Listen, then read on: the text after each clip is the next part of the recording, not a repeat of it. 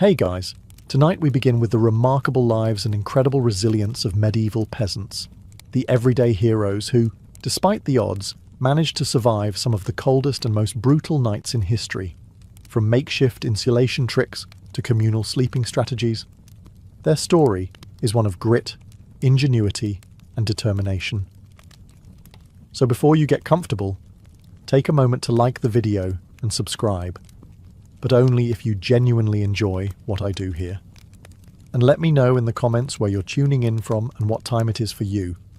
It's always fascinating to see who's joining us from around the world. Now, dim the lights, maybe turn on a fan for that soft background hum, and let's ease into tonight's journey together. When you think of medieval life, you might imagine jousting knights, grand feasts, and merry fairs. But for the average peasant, winter was less about merriment and more about, how do we not die tonight?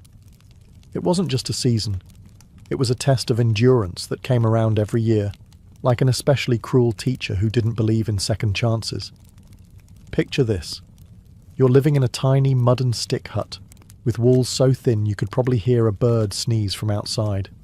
No insulation, no windows, unless you count a small hole stuffed with animal skin. And definitely no thermostat wars with your siblings. The inside temperature of your home was usually just a polite couple of degrees above whatever the weather was doing outside. If it was freezing outdoors, it was politely slightly less freezing inside. Congratulations. Nights were the worst. Darkness swallowed everything. The wind howled like an angry ghost, and the fire in the hearth sputtered pathetically, doing its best but mostly just roasting the toes of whoever was sitting closest. If you were on the other side of the room, sorry, you might as well have been camping outside, with worse snacks. Clothing wasn't much help either. Peasants didn't own fancy fur coats or goose-down blankets. You had a couple of rough-spun wool tunics, maybe a cloak that smelled suspiciously of goat, and a hope that layering them would turn you into some kind of human onion. Spoiler, it didn't really work, and forget about snuggling under soft quilts. Beds were often nothing more than sacks stuffed with hay or straw, maybe with a few old rushes thrown in for good measure, and bonus, some fleas for extra company. Luxury, thy name is medieval peasant life. The cold wasn't just uncomfortable, it was dangerous. Frostbite, hypothermia, and general freezing to death were constant risks, especially for young children and the elderly. Every morning that you woke up still breathing was considered a minor miracle, and honestly, worth celebrating. Maybe with a slightly less frozen turnip for breakfast. So yes, surviving a medieval winter wasn't about comfort. It was about gritting your teeth, piling on every piece of cloth you owned, huddling with your livestock, and praying you didn't wake up with icicles hanging off your eyebrows. And the real adventure? It was just beginning. If you think your apartment is drafty because the window doesn't close properly, medieval peasants would like a word. Their homes weren't just drafty, they were basically very enthusiastic wind tunnels with a roof. Most peasant houses were what historians politely call wattle and daub construction. Translation: sticks crisscrossed like a giant basket, smeared with a charming mixture of mud, straw, and animal dung. Yes, dung. They weren't trying to be gross. Dung was a cheap, sticky insulator. Plus, it was always readily available, shall we say. These walls, no matter how lovingly smeared, didn't stand much chance against a proper winter storm. The cold wind found every crack, every gap, and gleefully danced its way into the one-room homes, swirling around and making sure you never got too comfortable. Privacy? Absolutely not. Warmth? Not really. Character building? Definitely. And then there were the roofs. Thatched roofs looked picturesque, sure, but after a few months of rain and snow, they sagged, leaked, and occasionally let in the local wildlife. Nothing says pleasant evening like a squirrel dropping onto your dinner. Windows, if they existed at all, were laughably tiny and usually covered with thin animal hides or wooden shutters. Glass was so expensive that even the lord of the manor probably couldn't afford more than a single tiny pane. And peasants. They were just happy if the wind didn't rip the cowhide right off the wall mid-blizzard. To make matters worse, floors were often just compacted dirt. When it rained or snowed heavily, mud seeped up through the ground, so technically you could say they had indoor water features. Not that they appreciated it. In winter, every step inside your own home could feel like trudging across a frozen marsh. Cold from below, cold from above, cold from inside. It was a three-dimensional assault on your body heat. But medieval peasants weren't the type to whine. They packed gaps with moss, jammed old rags into the worst drafts, and huddled close to each other. Human insulation at its finest. Creativity, stubbornness, and a bit of sheep grease rubbed into the walls were often the only things standing between them and becoming medieval popsicles. Because if your house was falling apart, and your best protection against the elements involved mud and goat hair, well, at least you could laugh about it. Sort of. If your teeth weren't chattering too hard. As if the freezing air wasn't enough, medieval peasants also had to battle a silent enemy rising from below, the frozen ground itself. Floors weren't really floors back then. They were just slightly flatter patches of earth inside your home. Maybe if you were lucky, someone had thrown down some straw or old rushes to give you the illusion of comfort. But make no mistake, you were sleeping one insulted back away from the cold, hard dirt. And oh, that cold was relentless. It seeped up from the earth like an evil little ghost, worming its way through the straw into your bones and straight into your very soul. If you dropped anything onto the floor during a winter night, congratulations. It was now part of the permafrost. Medieval peasants tried to fight this grim battle in a few ways. One method was layering thick mats of straw across the floor. If you could afford it, or more realistically, if you could steal enough of it from your neighbour's field without getting caught, you might have a decent insulating barrier. But straw flattened fast, got mouldy even faster, and added an extra crunchy soundtrack to your already miserable nights. Some homes layered dried rushes onto the dirt instead. Every so often they would throw fresh rushes on top without cleaning out the old ones. Over time, this created a fascinating ecosystem of decomposing plants, fleas, and whatever mystery creatures decided to move in. It was basically medieval carpet padding. If your carpet was alive, slightly damp, and smelled like a wet dog. Beds, for those who had them, didn't solve much. They were usually little more than wooden frames packed with, you guessed it, more straw or hay. Instead of cosy mattresses, you had poking, shifting, crunchy layers that did little against the cold radiating from below. Tossing and turning wasn't about comfort. It was a desperate, awkward dance to keep blood flowing and avoid freezing one side of your body. The truth is, medieval peasants didn't conquer the icy ground so much as learn to live uncomfortably above it. A good night's sleep wasn't about dreams or softness. It was about waking up with all your toes still attached. And if you could pull that off, hey, you were doing better than most. If medieval homes had a single hero during winter, it wasn't the roof, or the walls, or even the brave layers of dirt and dung insulation. It was the hearth, a crackling, stubborn fire pit that served as the only real defence against the cold, the darkness, and the general gloom of medieval life. At the centre of nearly every peasant home was a simple fire. No fireplace with a fancy stone mantel, no neat chimney sweeping the smoke skyward. Instead, you had a basic pit or pile of stones, some half-burned logs, and enough smoke pouring into the room to make you wonder if you were slowly becoming a ham. That's right. Most homes didn't even have chimneys. Smoke just kind of did its best. It drifted out through small holes in the roof, cracks in the walls, or right into your lungs if it was feeling lazy that evening. It wasn't ideal for breathing, or your overall lifespan. But on the bright side, it did a great job of fumigating fleas and other unwanted guests.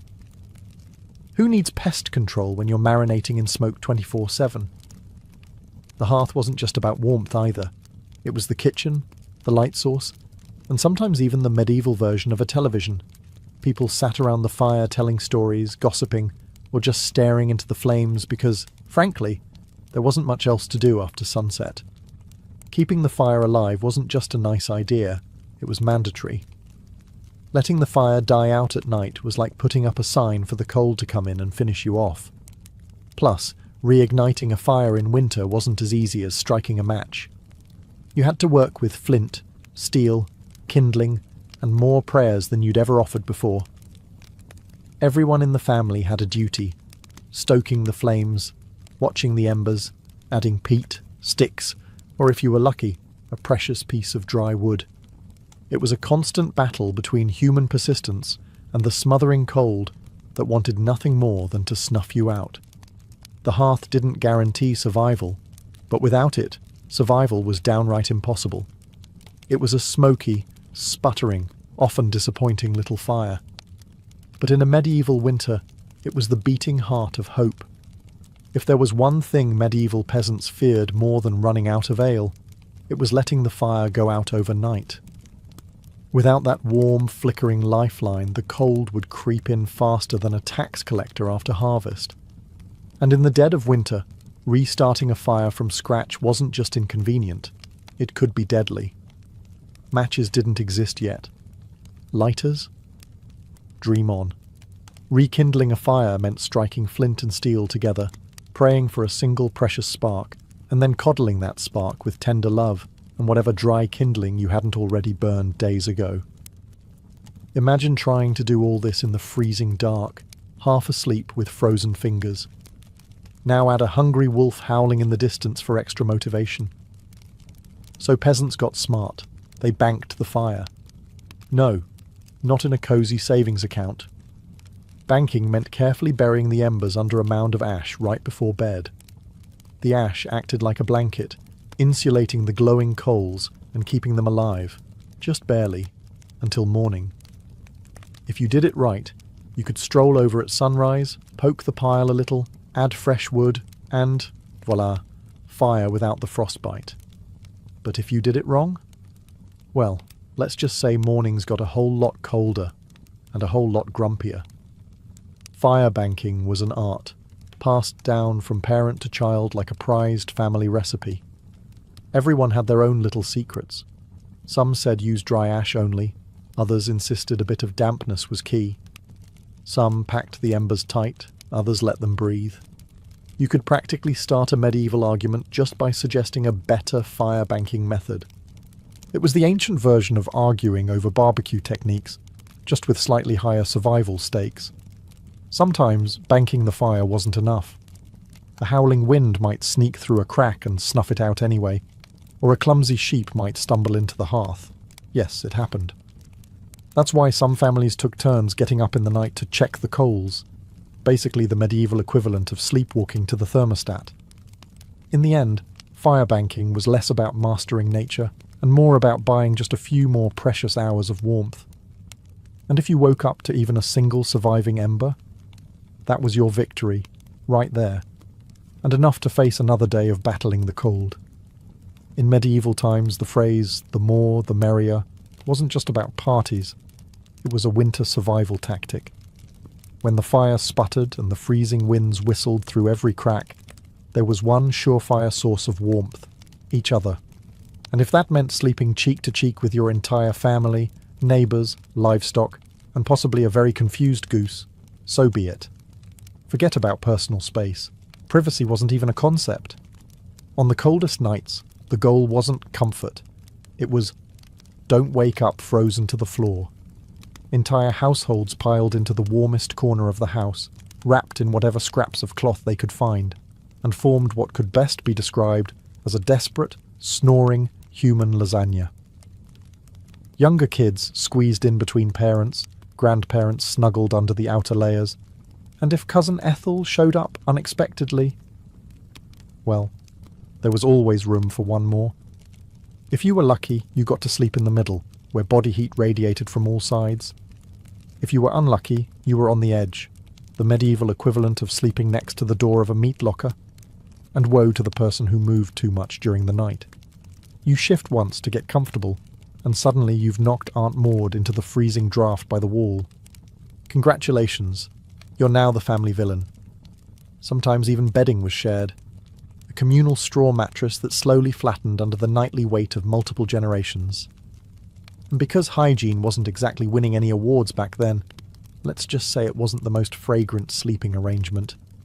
But hey, when it's you versus frostbite, you stop being picky. Body heat wasn't just nice, it was strategic. Some medieval guides even recommended deliberately arranging the strongest, warmest people on the outside of the group, like human shields against the cold. Babies and frail elders were tucked deep in the centre, treated like the precious little heat generators they were. This wasn't just about survival, though. Over time, it became part of daily life, part of family bonding.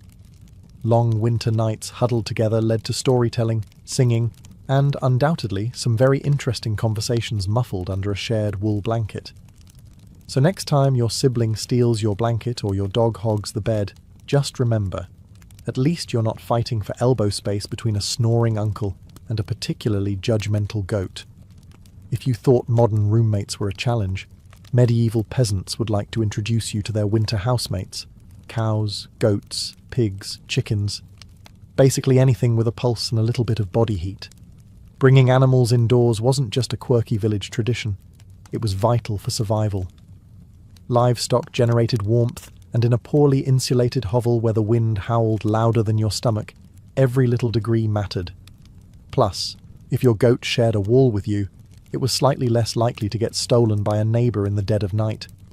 2 birds, 1 stinky stone. At night, the house became a chaotic living furnace. Chickens nested in corners, pigs snorted near the hearth, and cows lounged luxuriously against the walls, chewing cud like they paid rent. It wasn't glamorous, far from it. If you've ever been stuck in a car on a summer road trip with someone who forgot to shower, imagine that. But it's a cow, it's winter, and there's literally nowhere else to go. The smells? Legendary. By springtime, the perfume of a shared winter was something fierce. You didn't need to light a candle. Your nostrils were already on a wild ride. But medieval peasants developed a selective nose. They didn't complain much because they knew one uncomfortable truth. The more animals inside, the fewer frozen toes in the morning.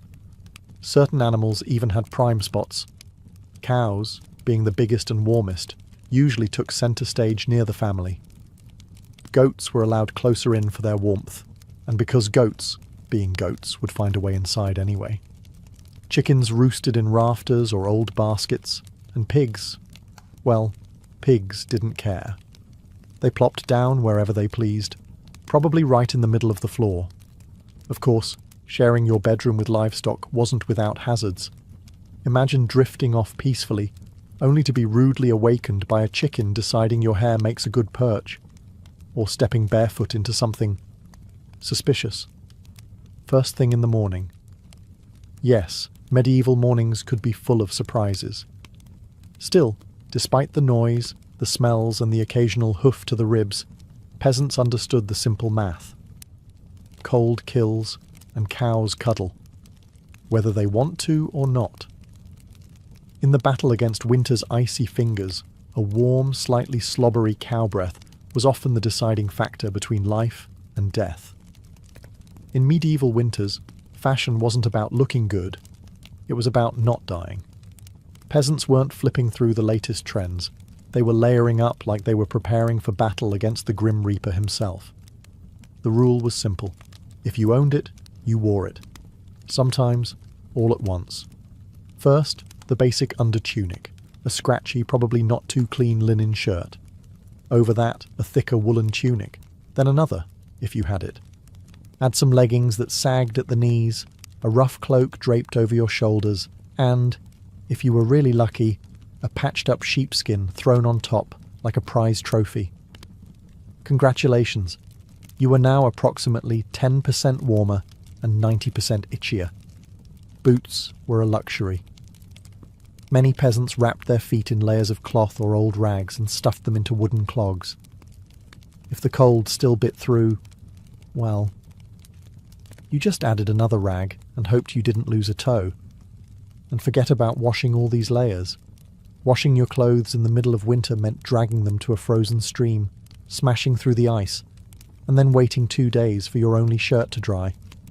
If it didn't just freeze into a tragic shirt cycle. Most peasants wisely decided that smelling like a mix of smoke, sweat, and sheep was a small price to pay for not freezing solid. Interestingly, the dirt and grease buildup had a bonus feature: insulation. That grimy layer locked in body heat. It was like a medieval Gore-Tex jacket, just smellier and far less socially acceptable today. Hats, scarves, and gloves were prized treasures. A simple woolen cap could mean the difference between making it through the night or waking up with hair frozen to the wall. Gloves were often homemade from whatever scraps of leather or fabric people could scrounge, sometimes looking more like sad puppet costumes than anything fashionable. Children were especially swaddled until they resembled overstuffed turnips, waddling awkwardly around the house. The goal was to trap as much precious body heat as possible. Style? Elegance? Never heard of them. Warmth was the real medieval flex. So, the next time you complain about layering up for a chilly day, just remember, medieval peasants walked around wearing half their wardrobe at once, looking like lumpy laundry bags, and counting themselves lucky for it. In the medieval peasant playbook, dirt wasn't just something you scrubbed off. It was practically a survival tool. As it turns out, getting grimy wasn't a sign you'd given up on life. It was tactical, strategic, dare we say, genius. See, winter posed a very specific problem: heat loss. Clean clothes, especially freshly laundered linen, were surprisingly terrible at keeping you warm. They were breathable, sure, but when the air temperature hovered somewhere between hypothermia and instant regret, breathable wasn't exactly a selling point. That's where dirt came in.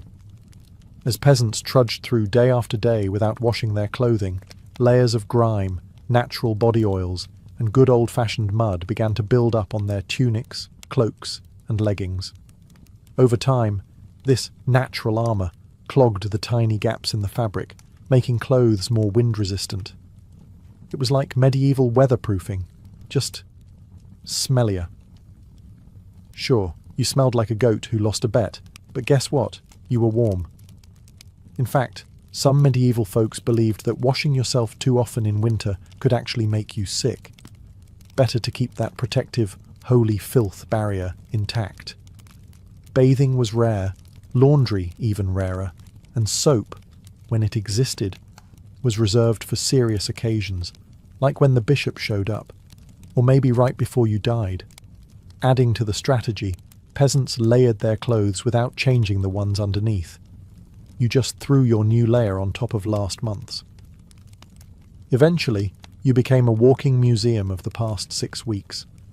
Every stain telling the heroic story of that one time I slipped in the mud but didn't die. To outside observers, medieval peasants might have looked and smelled like they had completely given up on hygiene. But the peasants knew better. That grimy, crusty tunic was a thermal shield against death by frostbite. It wasn't glamorous, but neither was freezing to death because you wanted to smell like flowers. Besides, in a world where literally everyone stank to high heaven, you weren't offending anyone. Nose blindness was practically a way of life. So yes, in medieval winters, filth wasn't failure. It was fashion. It was function. And if you had a thick, greasy outer layer by February, you, my friend, were winning at life. If you thought medieval peasants spent their winters tucked into plush featherbeds with embroidered quilts, think again. The reality was a bit more rustic. And by rustic, I mean, let's sleep on a pile of dead plants and hope for the best. Beds, in the medieval peasant world, were usually a rough wooden frame, if you could afford one, covered with a big sack stuffed full of straw, hay, or old rushes. That's it. No memory foam, no orthopedic support, no 5-star hotel experience.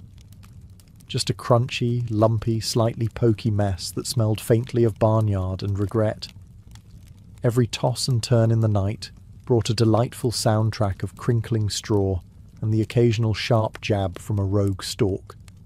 Some peasants even skipped the wooden frame altogether and just threw the straw straight onto the dirt floor, creating a luxurious, ground-level sleeping experience that modern influencers would probably rebrand as earth-connected slumber. The straw mattresses weren't just uncomfortable, they were temporary. Over time, the straw flattened, grew mouldy, attracted bugs, and generally turned into a biological hazard zone. Changing the straw was a big event, usually done a few times a year if you were diligent, or whenever your bed started actively moving without your permission. Rushes were a popular alternative. These long grasses were spread thick on the floor, sometimes mixed with herbs like lavender or rosemary to mask the overwhelming odour livestock aroma of daily life. Fresh rushes smelled lovely, for about a day. After that, they became part of the muddy, trampled landscape inside the house, blending seamlessly with dirt, food scraps, and whatever else wandered in. And let's not forget the bedfellows. Fleas, lice, and other charming critters loved straw bedding almost as much as the peasants did. If you woke up scratching more than you slept, congratulations. You were living the authentic medieval experience. Despite the hardships, these humble beds were lifesavers. Piles of straw provided a crucial insulating layer against the frozen earth, and clumping together atop them created pockets of shared body heat, medieval central heating at its finest. So, next time you sink into your soft, supportive mattress, just remember, somewhere out there, a medieval peasant is looking down at you from history, grinning through a mouthful of missing teeth and saying, "Must be nice." When you live in a house made of sticks, mud, and optimism, you quickly learn that winter breezes aren't just a nuisance, they're personal attacks.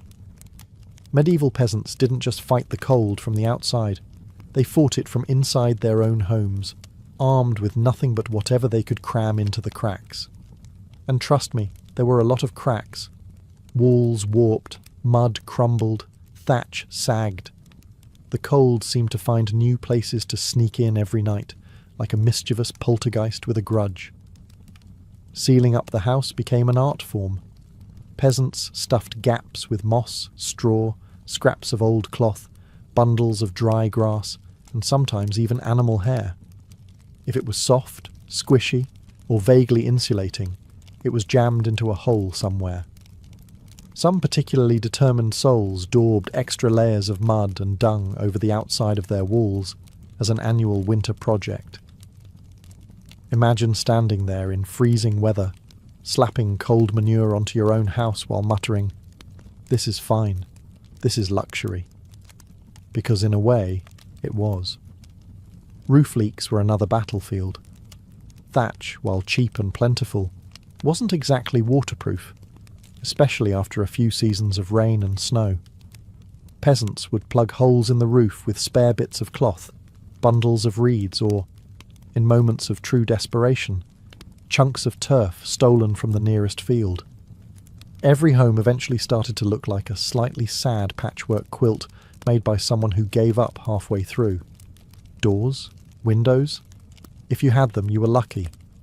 But even then, they were little more than wood planks hung by iron nails and sheer stubbornness. Window holes were often covered with animal hides or thick cloth soaked in animal fat to block out the worst drafts, and add a bonus aroma of mystery meat to the living space. Every night was a battle between human ingenuity and the relentless, sneaky cold. One minute you were warm, the next minute a sudden gust would find the one spot you missed, slapping you awake like a frosty hand of doom. Yet somehow, through cleverness, stubbornness, and a refusal to accept slightly frozen as a permanent state of being, medieval peasants patched, stuffed, and muddled their way through the worst winters nature could throw at them, one muddy handful at a time. When the cold bites hard enough to keep you awake at night, medieval peasants had a solution. Don't even try to pretend everyone's sleeping at once. Instead, they developed a survival strategy that today would make any military commander proud: sleeping in shifts. It wasn't some grand, organised system with whistles and roll calls. It was far simpler and much more desperate. Half the household stayed awake, tending to the fire and patching up stray drafts, while the other half curled up under threadbare blankets and hay, trying to catch a few precious hours of half-frozen sleep. The fire needed constant attention. Left alone, it would die down, and restarting it, remember, was about as easy as getting a stubborn donkey to dance. So someone had to be on ember patrol, and since no one wanted to get up once they were finally warm-ish, families rotated shifts. You dozed for a few hours, got elbowed awake, then stumbled over to the hearth to poke, prod and curse the fire back to life, while trying not to step on a goat. The rotation wasn't glamorous.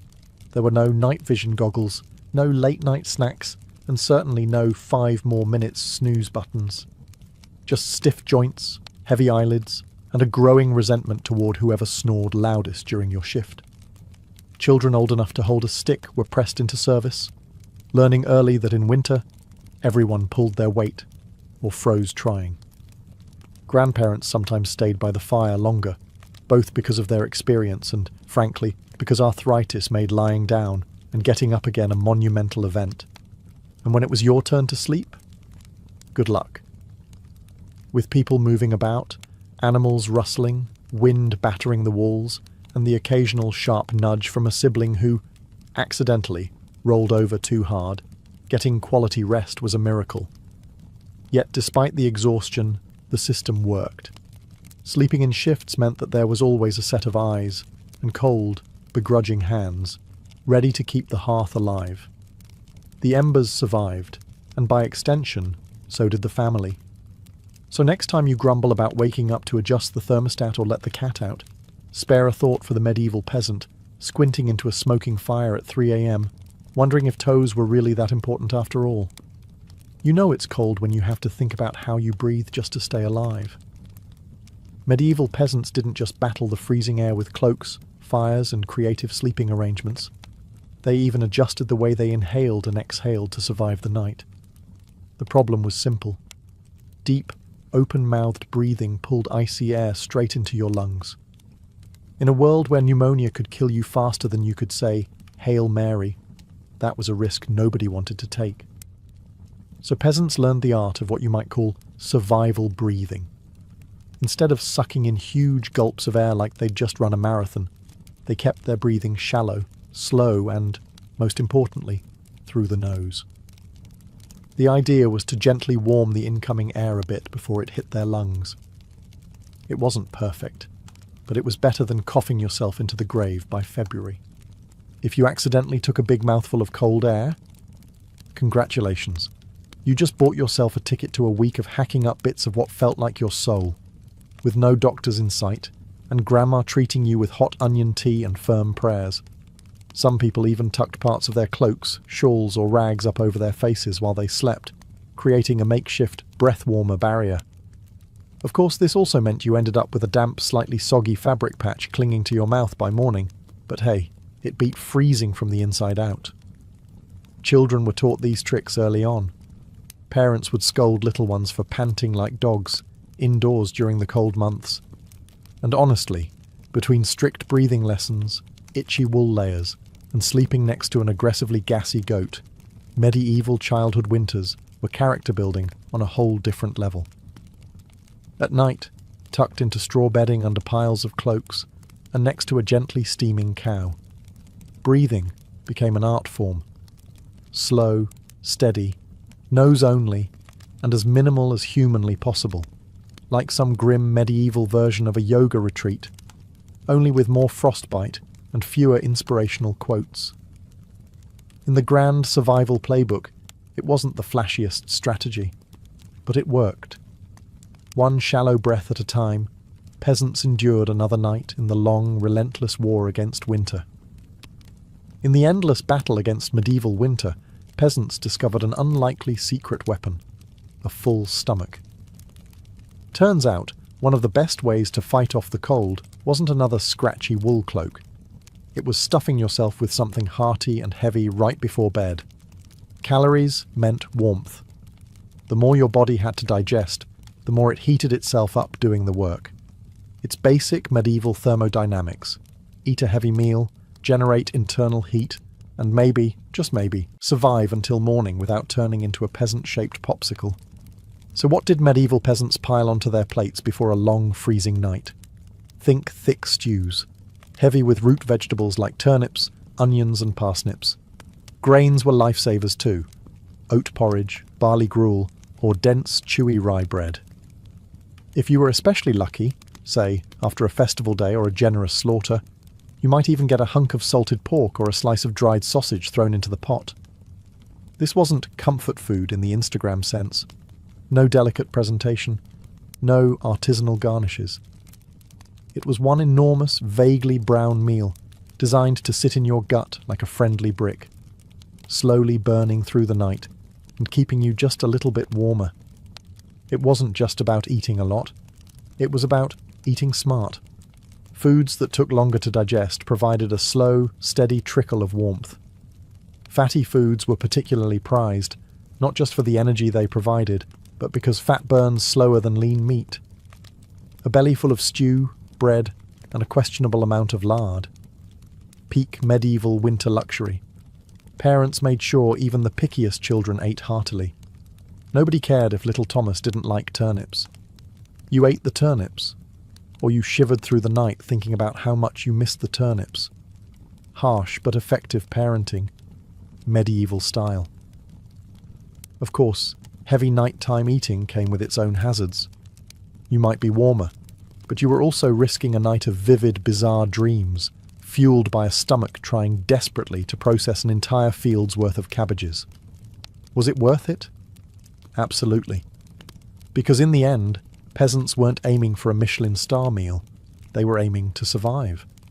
And if that meant going to bed full, bloated and breathing gently through your nose next to a steaming cow, well, that was just another night in the ongoing quest to see another frosty sunrise.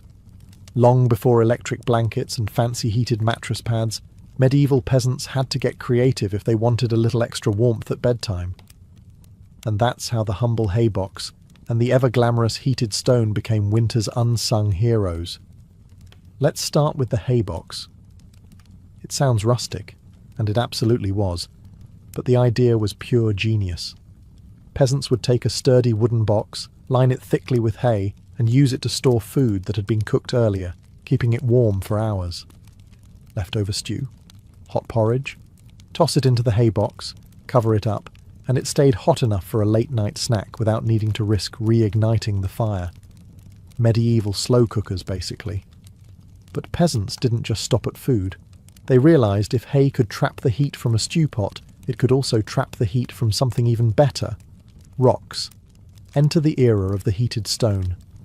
Before heading to bed, someone, probably whichever unlucky child lost the family argument, would grab a flat stone and chuck it into the heart of the hearth fire.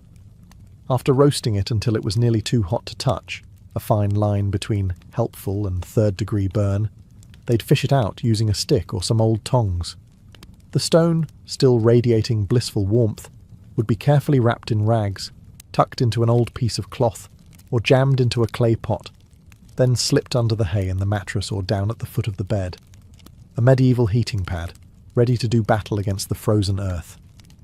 Of course, there were risks. If you didn't wrap the stone properly, congratulations. You now had a small, localized house fire. And if you dropped it on your foot, well, let's just say winter injuries weren't always caused by slipping on ice. But when everything went right, that stone provided precious, comforting warmth that could last for hours.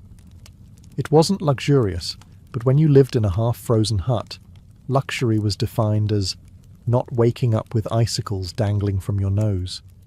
In the grand arsenal of medieval winter survival, a hot rock tucked into some hay might not sound glamorous, but for peasants clinging to whatever heat they could find, it was a tiny miracle. In a medieval peasant's home, the hearth wasn't just where you cooked dinner. It was practically a family member. A temperamental, smoky, sometimes uncooperative family member, sure, but still absolutely essential to survival, especially when it came time to sleep. The closer you were to the fire, the better your odds of waking up unfrozen. That meant sleeping arrangements were less about personal preference and more about strategic positioning.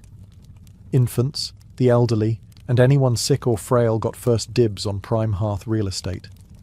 Parents, older kids, and sturdier adults fanned out from there like human insulation layers. Being assigned a spot close to the fire wasn't just kindness, it was basic survival math. Babies were fragile heat generators, and elders were precious repositories of family knowledge, and, let's be honest, the best gossip. Protecting them with prime warmth was non-negotiable. But it wasn't all cosy toasting by the flames. Too close, and you risked waking up with your hair singed or your cloak smouldering suspiciously. Too far, and you were basically camping in an icebox.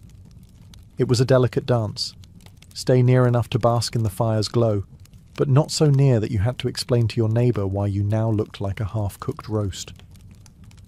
The fire also didn't spread warmth evenly. It mostly roasted the people directly in front of it, while everyone else fought over the narrow cone of heat like cold lizards jostling for a sunbeam. If you were lucky enough to fall asleep facing the fire, you might have one blissfully warm side, and one side frozen so solid you could probably knock on it. Pets and livestock, of course, muscled in too. A dog might wedge itself between you and the fire, tail wagging dangerously close to open flame. Chickens sometimes perched perilously on hearthstones, clucking softly into the night like tiny feathery guardians of warmth. Every crackle of the logs, every shift of glowing embers was a tiny promise. You're still alive, you're still warm, for now. And so peasants drifted into uneasy sleep, lulled by the fire's pops and hisses, each breath forming small clouds in the frigid air beyond the fire's fragile circle. It wasn't perfect, it wasn't comfortable, but it was life, clinging to warmth by a thread of glowing coals. In the medieval world, no one survived winter alone, unless they wanted to become a very stylish frozen statue by January. Survival wasn't just a family affair. It was a village project, a messy, muddy, loud collaboration where everyone's warmth and life depended on everyone else. The peasants knew that in the dead of winter, a strong fire and a pile of hay could only do so much. If your neighbour's house went dark, you noticed. If the smoke from old Tom's hearth suddenly stopped curling into the sky, someone went to check. And not just because Tom owed you a chicken, though that might be part of it, but because community meant survival. Villages had unofficial winter watchers, often the young or the elderly, who couldn't work the fields, but could keep an eye on who was coughing too hard, who hadn't come to barter at the market in a few days, or whose home looked a little too still in the morning frost. These people were the medieval version of neighbourhood patrol, minus the reflective vests, plus a lot more sheep. If a family's fire went out, it was a near emergency. A good neighbour would rush over with a glowing coal bundled in rags, or better yet, invite them into their own smoky, overcrowded hut for the night. Yes, it meant squeezing an extra 4 bodies into an already cramped space, but it was better than finding frozen friends come spring thaw. Communal food stores played a role too. During especially brutal winters, villages sometimes pooled their last salted meat, grain, and dried vegetables. It was grim charity. No one had much, but a few communal meals could be the difference between staggering into spring or not. Even children understood the stakes. They helped deliver wood, shared embers, and ran urgent messages when someone needed help. No one was too small or too tired when winter came knocking. Sure, medieval villages weren't all sunshine and hugs. Feuds happened. Disputes over land, goats, or who borrowed whose good cooking pot never really went away. But when the nights grew deadly cold, old grudges were often quietly shelved. After all, a rival was still worth saving, because tomorrow it might be you needing rescue. In the icy heart of winter, the village became one big, stubborn family. Sometimes dysfunctional, often hilarious, always fiercely determined to survive together. One muddy boot, one crackling ember, one frozen smile at a time. When medieval peasants faced the merciless cold of winter, they didn't just pile on cloaks or stoke the fire. They prayed. A lot. Because when the wind howled like wolves outside your paper-thin walls and the fire shrank into sullen embers, you wanted every possible advantage, including a little divine intervention. Faith wasn't just a Sunday affair back then. It was woven into every frozen breath. Before crawling under layers of straw and scratchy wool, families would kneel together, offering up hurried prayers to keep the fire burning, the roof intact, and their toes attached by morning. Saints became more than distant holy figures. They were winter's frontline defence. Saint Blaise, for instance, was called upon to protect against throat ailments. Not a minor concern when one mouthful of icy air could land you coughing up your soul. St. Nicholas wasn't just the jolly gift-giver of later legend. He was also asked to protect households from sudden ruin during the lean, deadly months. Superstitions wrapped themselves snugly around daily survival. Some families sprinkled a little holy water near the hearth before sleeping, hoping it would protect against evil spirits, or at the very least, mischievous draughts. Others marked doorways with blessed chalk after certain feast days, pleading for warmth and luck to find their way inside. Candles played a role too. Special vigil candles, often blessed by the local priest or the most pious old woman in the village, were sometimes kept burning throughout the night, a flickering plea against the cold darkness clawing at the walls. And of course, no serious winter prayer session was complete without a few promises. Dear Lord, if you just get us through this night, I swear I'll be kinder to my neighbour, even the one who keeps stealing our turnips. Faith wasn't some abstract comfort. It was a daily, urgent conversation. The peasants weren't asking for luxury, just survival. A little heat, a little food, and one more day to muddle through until spring broke the frozen grip on their tiny villages. It was simple, raw hope, whispered into the smoky rafters, tangled in breathless prayers and tucked under itchy blankets, that somehow carried them through the endless, merciless nights of winter. For all the ingenuity, prayers and stubbornness medieval peasants threw at winter, the truth was chilling. Sometimes it wasn't enough.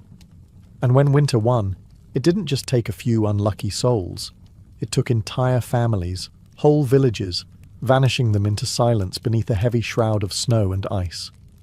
Some winters were particularly cruel, like the infamous Great Famine Winter of 1315, when rains destroyed crops, livestock starved, and freezing temperatures turned an already brutal existence into a slow, grinding disaster. People were so desperate that stories whispered of eating shoe leather, bark, and, in the most horrifying cases, each other. Failure to keep the fire alive wasn't just an inconvenience. It was often a death sentence. Without the hearth's meagre warmth, families huddled together for the final time. Neighbours would sometimes stumble across whole households in spring, bodies still locked in one another's frozen embrace, as if trying to share just a little more heat until the very end. Houses themselves could collapse under the weight of heavy snow or battering ice storms. A roof giving way in the middle of a frozen night wasn't just catastrophic. It was often fatal.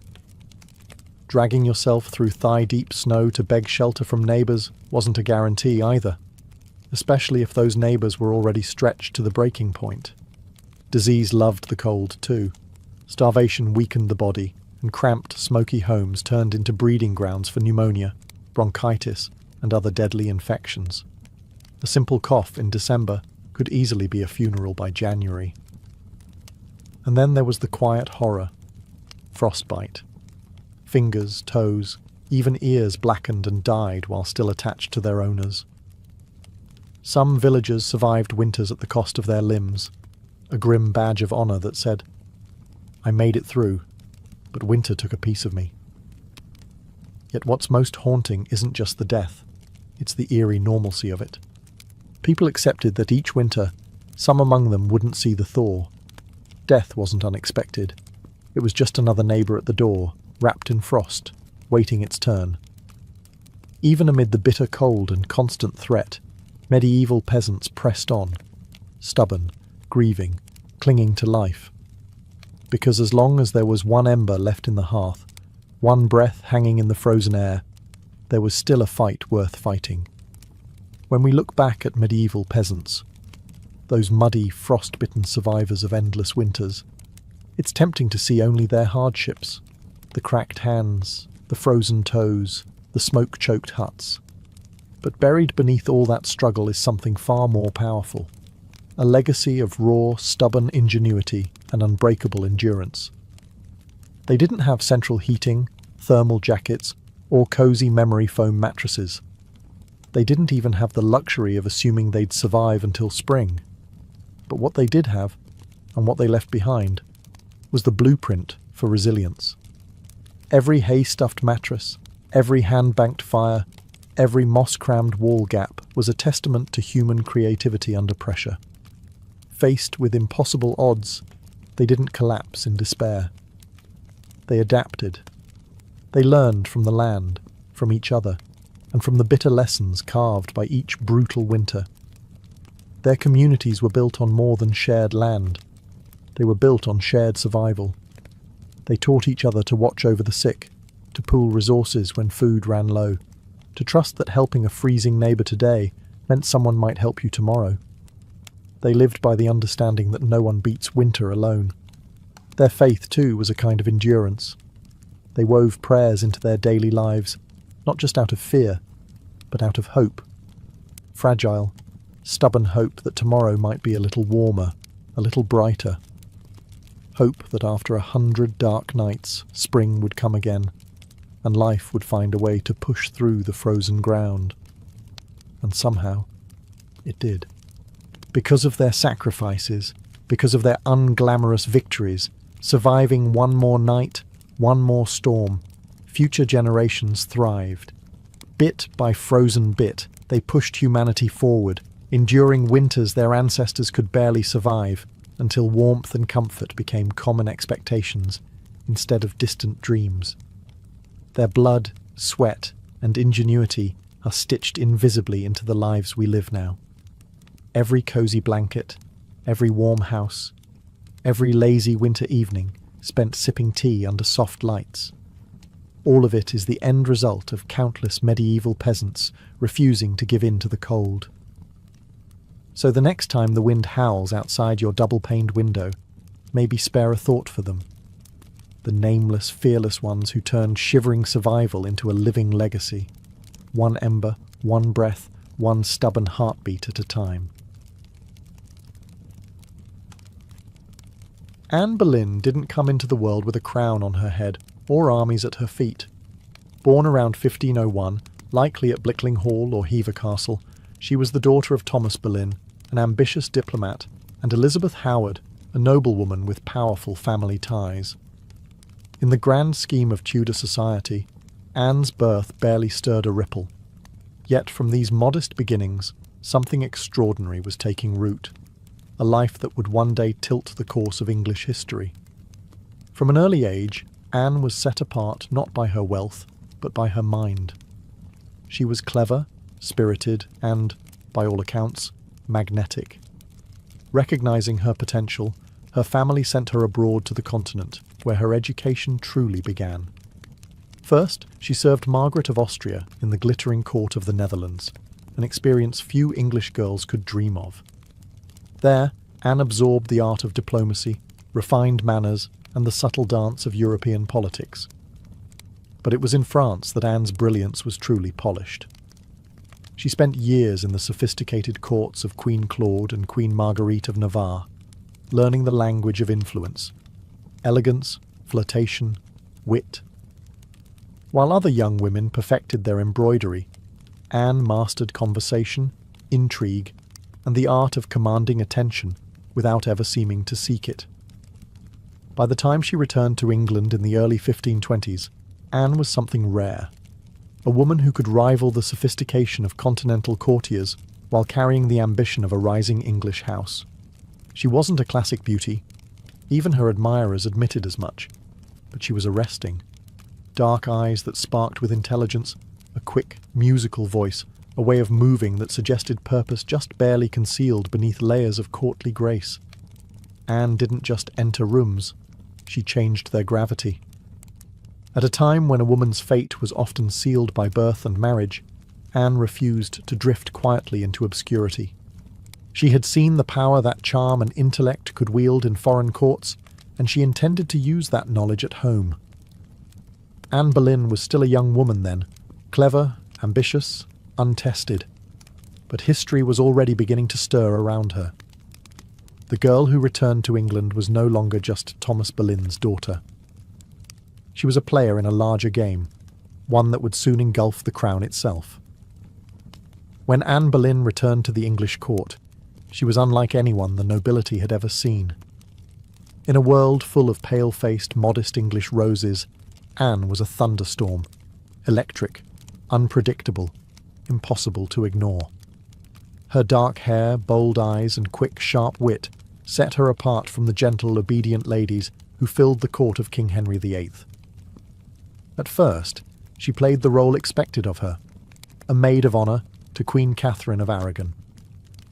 But even in the Queen's shadow, Anne's presence flickered like a candle too bright to snuff out. She danced gracefully, spoke French with the ease of a native, and laughed with a confidence few women dared display. Men noticed. Women gossiped. The court buzzed quietly about the striking Boleyn girl. It wasn't long before she caught the most dangerous attention of all, the king himself. Henry VIII was no stranger to flirtation. His court was a playground of whispered promises and secret liaisons. But Anne was different. She didn't swoon at his compliments or fall eagerly into his arms like so many others had. She teased. She challenged. She refused. Henry, a man used to instant adoration, was captivated. The more Anne held him at arm's length, the deeper he fell. Letters passed between them, filled with declarations of love, frustration, longing. Henry offered her the role of royal mistress, the most powerful unofficial position at court. Anne, astonishingly, said no. She would not be just another conquest, a forgotten mistress lost to time. If Henry wanted her, he would have to make her his wife. It was a gamble so audacious that it stunned the court. After all, the king was already married. His queen, Catherine, was beloved by the people and fiercely protected by her nephew, the Holy Roman Emperor. The church itself would have to be defied for Henry to claim Anne. But Anne didn't flinch. She had lived in the courts of Europe, where queens wielded soft power from behind lace fans and painted smiles. She knew ambition was a dangerous game, but it was a game she intended to win. Standing in the candlelit halls of the English court, Anne Boleyn made her choice, not to be merely admired, but to change her destiny, and England's, forever. What began as an intense flirtation between King Henry VIII and Anne Boleyn soon spiraled into a national crisis. Henry wasn't merely besotted, he was obsessed. And in his obsession, he was willing to tear apart everything England had known for centuries. The king's desire to marry Anne hit a small snag, namely, he was already married to Queen Catherine of Aragon. Catherine, dignified and resilient, refused to quietly step aside. She had been Henry's faithful wife for 2 decades, and in the eyes of God and the English people, she was the rightful queen. Divorce wasn't just scandalous, it was almost unthinkable. But Henry was determined. He convinced himself, and tried to convince everyone else, that his marriage to Catherine was cursed because she had once been married to his brother, Arthur. Never mind that the Pope had granted special permission for their union years ago. Henry now insisted that his soul was damned unless he annulled the marriage. Anne, for her part, knew better than to appear too eager. She kept herself just out of reach, alternately encouraging Henry's hopes and maintaining her distance. Every glance, every word was measured. She wasn't merely aiming for marriage, she was positioning herself to become Queen of England. The court erupted into whispers and factions. Some noble families eagerly courted Anne's favour, seeing the winds of power shifting. Others clung fiercely to Queen Catherine, horrified at the idea of Anne replacing her. Diplomats wrote desperate letters back to Rome. Foreign monarchs threatened retaliation. Henry's own advisers shifted uneasily, sensing the ground trembling beneath their feet. As months turned into years, Henry's frustration grew. He bombarded the Pope with petitions, manoeuvred his lawyers into finding loopholes, and slowly began to realise that the church would not bend easily. Catherine had powerful allies, including her nephew, Emperor Charles V, the most powerful man in Europe. Still, Henry pressed on, defying advice, tradition, and increasingly, the law itself. His courtship with Anne had become something far greater than personal desire. It was now a challenge to the very structure of England's political and religious life. Anne wasn't just capturing a king's heart. She was dragging an entire kingdom into uncharted waters. A dangerous game had begun, and there could be no turning back. After nearly 7 agonising years of manoeuvring, scandal and diplomatic chaos, Anne Boleyn's gamble paid off. In January 1533, she secretly married Henry VIII, a bold move, given that he was still, technically, married to Catherine of Aragon in the eyes of the Pope and much of Europe. By June, Anne was crowned Queen of England in a lavish ceremony at Westminster Abbey. It should have been the crowning moment of her life, but the atmosphere was far from universally joyful. The people of London watched with wary eyes. Some cheered, others muttered prayers for Queen Catherine. Many wondered if this new queen, with her French manners and daring spirit, was a blessing or a curse. Anne entered her queenship not as a beloved figure, but as a storm. Unlike Catherine, who embodied traditional English values of humility and piety, Anne was dazzling, provocative, and politically savvy. She wore bold colours, commanded the court with sharp intelligence, and made powerful enemies with breathtaking speed. Her position, while seemingly secure, was also terrifyingly precarious.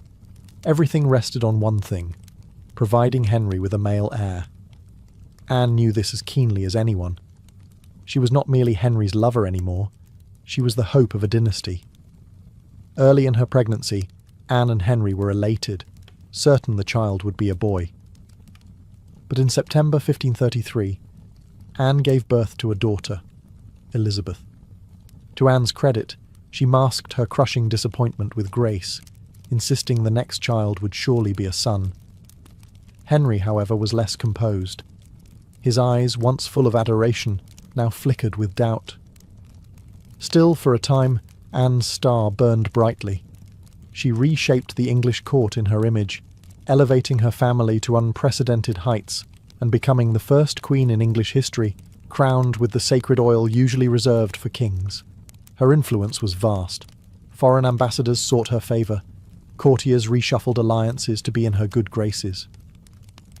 The once obedient Henry began moving England officially away from Rome, creating the Church of England with himself at its head, all so that Anne's crown could not be questioned.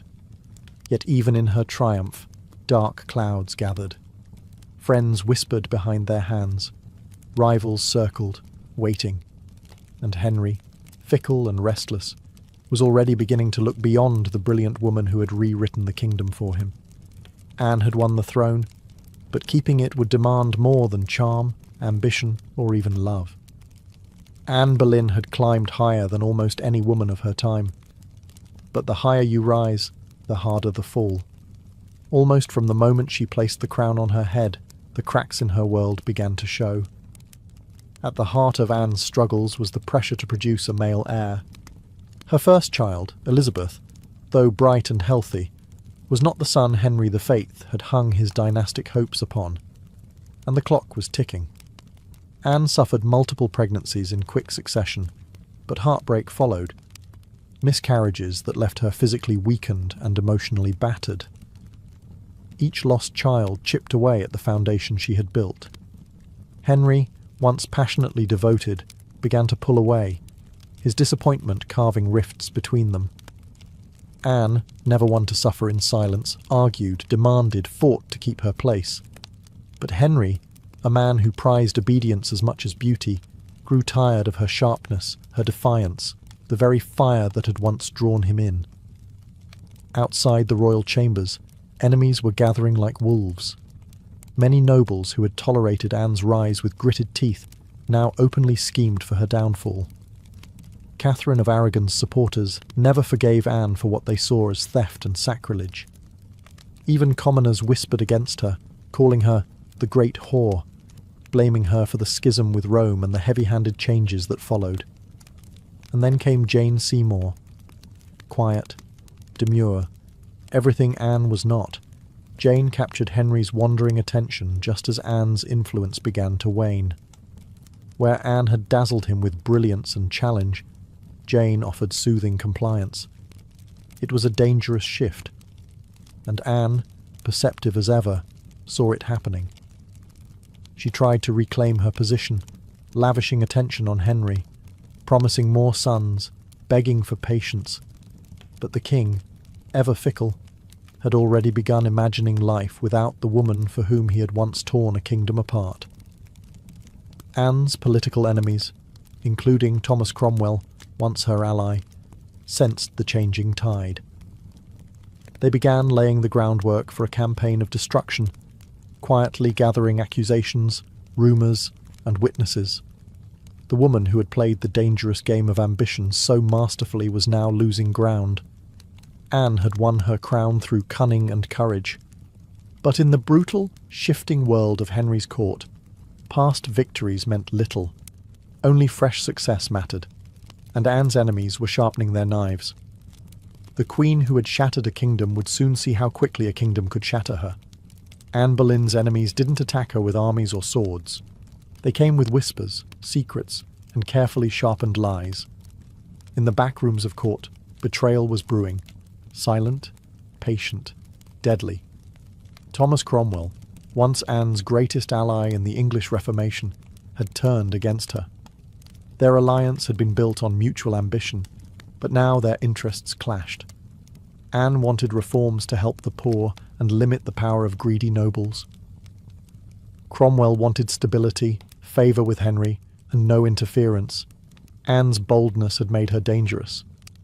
And in Henry's fickle heart, love had curdled into irritation, suspicion, and cold detachment. Anne had few true friends left. Even her charm, once her greatest weapon, now grated against the court's hunger for a gentler, more pliable queen. And Jane Seymour, quiet and calculating, waited just out of sight, the perfect contrast to Anne's fading fire. It was Cromwell who moved first. Knowing Henry was restless, knowing that the king wanted an exit but lacked a convenient excuse, Cromwell offered a solution. What if Anne could be removed, not by divorce, which would humiliate Henry, but by disgrace? The accusations were wild, monstrous even. Adultery, incest, conspiracy against the king. Anne, the proud, brilliant queen, painted as a betrayer, a temptress, a threat to the very crown she once redefined. Cromwell carefully gathered evidence, coaxing confessions under torture, twisting courtly flirtations into damning testimony. Several men, including Anne's own brother, George Boleyn, were arrested. The charges made little sense. They were riddled with contradictions and impossibilities. But in Henry's court, truth was whatever the king needed it to be. Anne, sensing the tightening noose, fought desperately. She appealed to Henry's memory, to the love they had once shared. But it was no use. The man who had once torn England apart for her now refused to meet her eyes. In May 1536, Anne was arrested and taken to the Tower of London. As the great gate slammed shut behind her, she knew the truth. She was no longer a queen. She was a prisoner, a pawn trapped in the brutal game she had once played so masterfully. Betrayal had sealed her fate. And now, alone in the Tower, Anne Boleyn waited for the final move. Anne Boleyn stood in the great hall of the Tower of London, facing a tribunal of nobles, many of whom owed their very titles and fortunes to her rise. Now, they sat in judgment, cold and watchful, prepared to erase the woman who had once changed the destiny of England. The charges against her were shocking. Adultery with multiple men, including her own brother, George Boleyn. High treason. Conspiracy against the king. In another world, such accusations against a queen would have been unthinkable. But here, now, they were simply theatre. A grim performance designed to give Henry VIII exactly what he wanted. Anne's downfall wrapped in a thin veil of legality. Anne defended herself with the same fire that had once won Henry's heart. She denied every accusation with intelligence, precision, and an unwavering composure that astonished even her enemies. She reminded them that she had been crowned with sacred oil, chosen by God, and anointed as Queen of England. She reminded them of her loyalty, her sacrifices, her love. But it was all for nothing. The verdict had been decided long before Anne set foot in the courtroom. The trial was a spectacle for the court and for the people, a public unmaking of a once unbreakable woman. Witness after witness, many coerced or bribed, spoke damning words.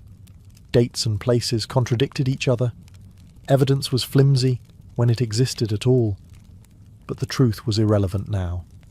Anne was found guilty. Her brother George and the other men accused with her were sentenced to death as well. Anne would be executed by beheading, a merciful sentence compared to the usual traitor's death of hanging, drawing, and quartering. When the verdict was read, Anne did not break. She stood tall, her face pale but her spirit fiercely intact. In those final moments before being led back to her cell, she spoke clearly, declaring that she was prepared to die, and prayed that God would have mercy on her soul. As the heavy doors of the hall closed behind her, the court exhaled in relief. The storm Anne had been, brilliant, dangerous, unforgettable, was nearly over. But even then, they did not understand. They were not erasing Anne Boleyn. They were immortalizing her, in betrayal, in tragedy, and in legend.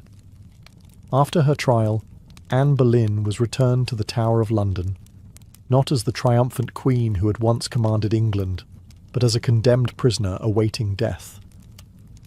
Yet even facing the end, Anne refused to crumble. In the cold, echoing halls of the Tower, Anne prepared herself. She spent hours in prayer, kneeling on the hard stone floors, her hands clasped tightly, her voice steady.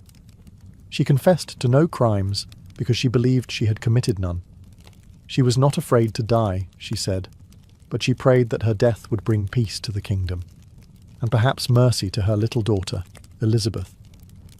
Her ladies-in-waiting, those few who had stayed loyal, wept in private. Anne comforted them instead of the other way around. She joked bitterly at times, that she would be remembered as a queen who had lost her head. In her dark humour was the stubborn spark that had made her unforgettable. Henry VIII, meanwhile, showed no sign of mercy. He had already turned his attention to Jane Seymour. Even before Anne's execution date was finalised, Henry was arranging his next marriage. For Anne, this final betrayal, from the man who had once torn down a kingdom for her, must have been the deepest cut. On May 18th, 1536, Anne was told she would die the next morning. She slept little that night. Instead, she spent her final hours in prayer, asking God for forgiveness for all who had wronged her, and perhaps for herself, for the ambition and pride that had led her here. Henry, with a flicker of royal kindness, had arranged for a French swordsman to carry out the execution, faster, cleaner, less brutal than an axe. It was a small mercy, bought perhaps more for the king's conscience than for Anne's comfort. At dawn, Anne dressed carefully for her final moment. A dark grey gown of damask trimmed with fur, a crimson kirtle beneath, colours of dignity, of sacrifice. She pinned up her dark hair and tucked it beneath a simple cap, ready to face the blade with grace. As the tower's cold morning mist curled around the courtyard stones, Anne Boleyn, queen, mother, survivor, fighter, stepped forward. There would be no tears, no pleas, only a final act of courage in the face of history's judgment. Her end was near. But her story was just beginning. On the morning of May 19th, 1536, Anne Boleyn ascended the scaffold built within the Tower of London's walls.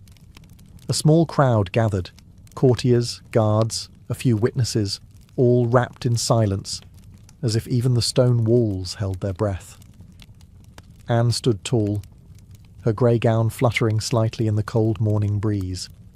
She looked thinner than she had at court, her face pale but calm.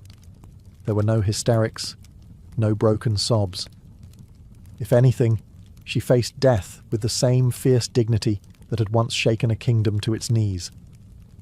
She spoke briefly, carefully choosing her final words. She did not accuse. She did not defend herself. She prayed for the king's health and prosperity, the very man who had abandoned her. In those final moments, Anne offered the world not a confession, but forgiveness. Her courage stunned even those who had come to see her fall. The French executioner, brought specially to ensure a swift death, stepped forward. Anne knelt upright, her hands folded in prayer, her eyes lifted toward the heavens. A small white cloth was tied around her eyes. She remained still. The sword flashed once, silent, swift, and Anne Boleyn, queen, mother, history maker, was no more.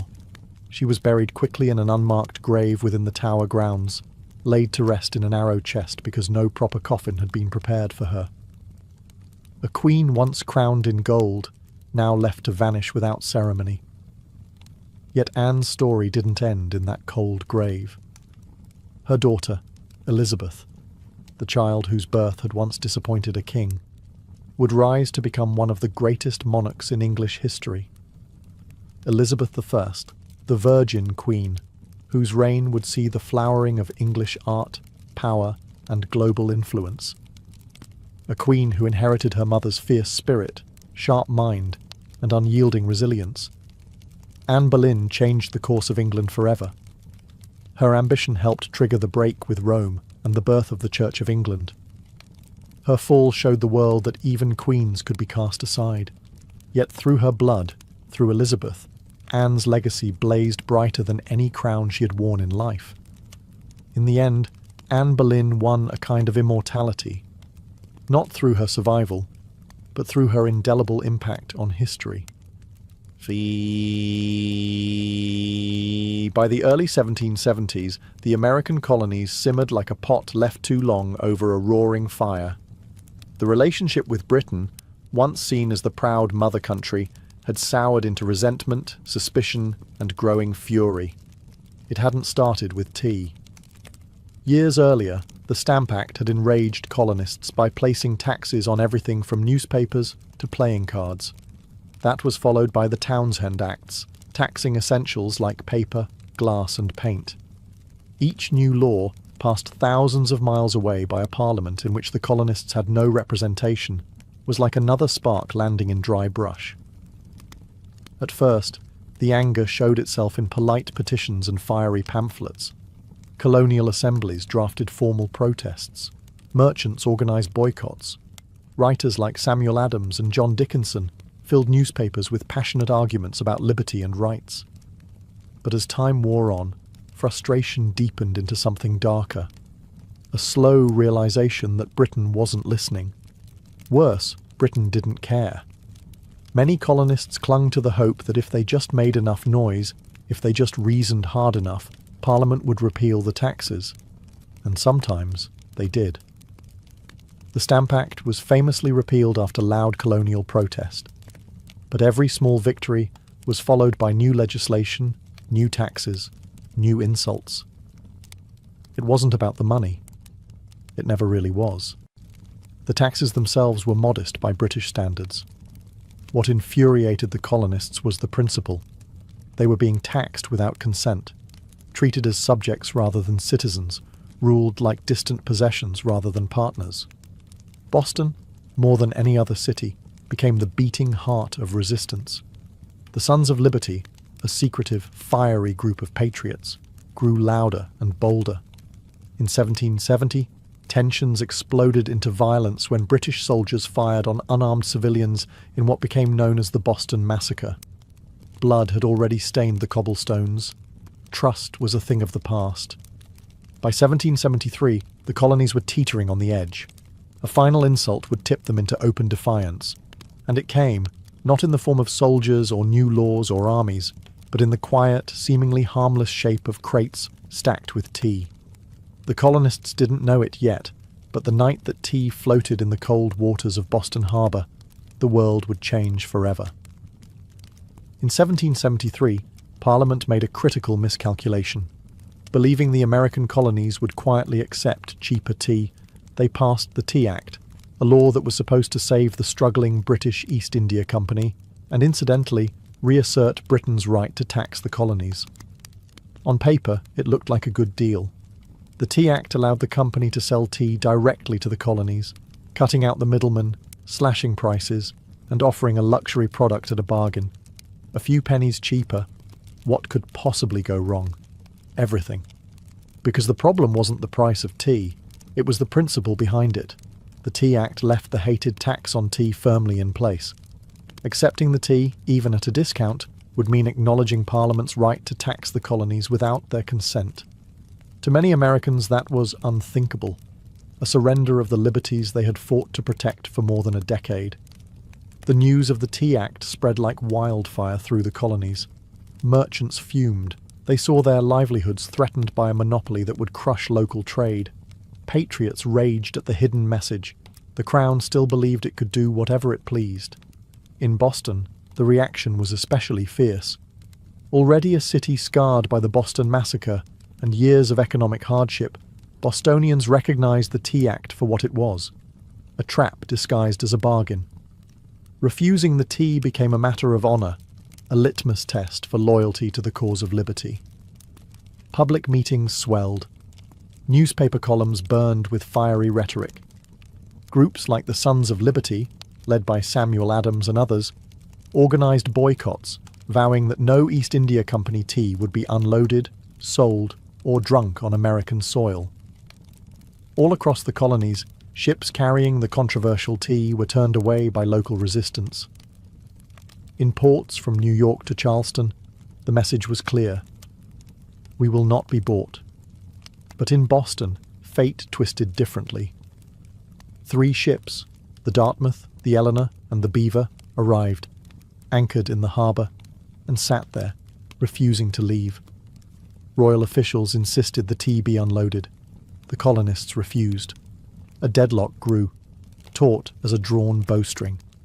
The tension was unbearable. A single act would break it, and history would never be the same again. As the British tea ships sat stubbornly anchored in Boston Harbour, the city itself transformed into a powder keg. Every day that passed without resolution tightened the tension. Boston wasn't just resisting, it was preparing for a fight. In taverns, churches, and public squares, angry colonists debated what to do. The Sons of Liberty, led by fiery voices like Samuel Adams, John Hancock, and Paul Revere, moved swiftly to organize resistance. They posted public notices calling on citizens to boycott British tea and held raucous meetings that swelled with farmers, artisans, and merchants alike. Each gathering added fuel to the fire. The Old South Meeting House became the nerve center of the resistance. Thousands crammed into the wooden hall, their breath fogging the air, their voices rising in defiance. Here, resolutions were passed, speeches were made, and tempers boiled. Each vote against the unloading of tea was another hammer blow against British authority. But while the people of Boston stood united, the clock was ticking. British law demanded that imported goods, like tea, be unloaded and the tax paid within 20 days. If the ships remained after the deadline, customs officials would seize the cargo and the tax would be collected by force. The Sons of Liberty understood that once the tax was paid, even under protest, the principle would be lost. It wasn't just about the tea anymore. It was about whether the colonies would accept being treated as subjects without rights, or whether they would stand and fight for their future. Meanwhile, the Royal Governor of Massachusetts, Thomas Hutchinson, dug in his heels. He refused to let the tea ships leave without unloading their cargo, demanding that the law be obeyed, colonial outrage be damned. To him, backing down meant admitting that mobs, not monarchs, ruled the colonies. Boston's standoff became a spectacle. Every man, woman, and child knew that something was coming. You could feel it in the air, that cold, sharp sense before a storm when the world holds its breath. All it would take was one spark to ignite an explosion. and somewhere among the crowded streets and crowded hearts of Boston, a decision was quietly taking shape, a plan that would echo across oceans and empires. December 16th, 1773, dawned grey and cold over Boston, a city balanced on the edge of history. For nearly 3 weeks, the tea ships had sat in the harbour like ticking bombs. Now, the final deadline had arrived. According to British law, the tea had to be unloaded and the tax paid within 20 days of a ship's arrival. If it wasn't, customs officials could seize the cargo, and British troops could be called in to enforce the law. Everyone knew it. Everyone knew what was at stake. If the tea came ashore, the principle was lost. If the colonists allowed it, even once, their cause, their claim to rights and liberty, would unravel. That morning, thousands of Bostonians and nearby colonists packed into the Old South Meeting House, the largest building in town.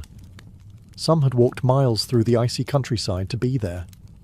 The meeting was so packed that men spilled out into the streets, straining to hear the fiery speeches echoing through the halls. Samuel Adams, the iron voice of rebellion, presided over the gathering. Speaker after speaker rose to denounce the Tea Act, to cry out against tyranny, to urge immediate action. But even among the defiants, uncertainty hung heavy. What could be done without sparking outright war?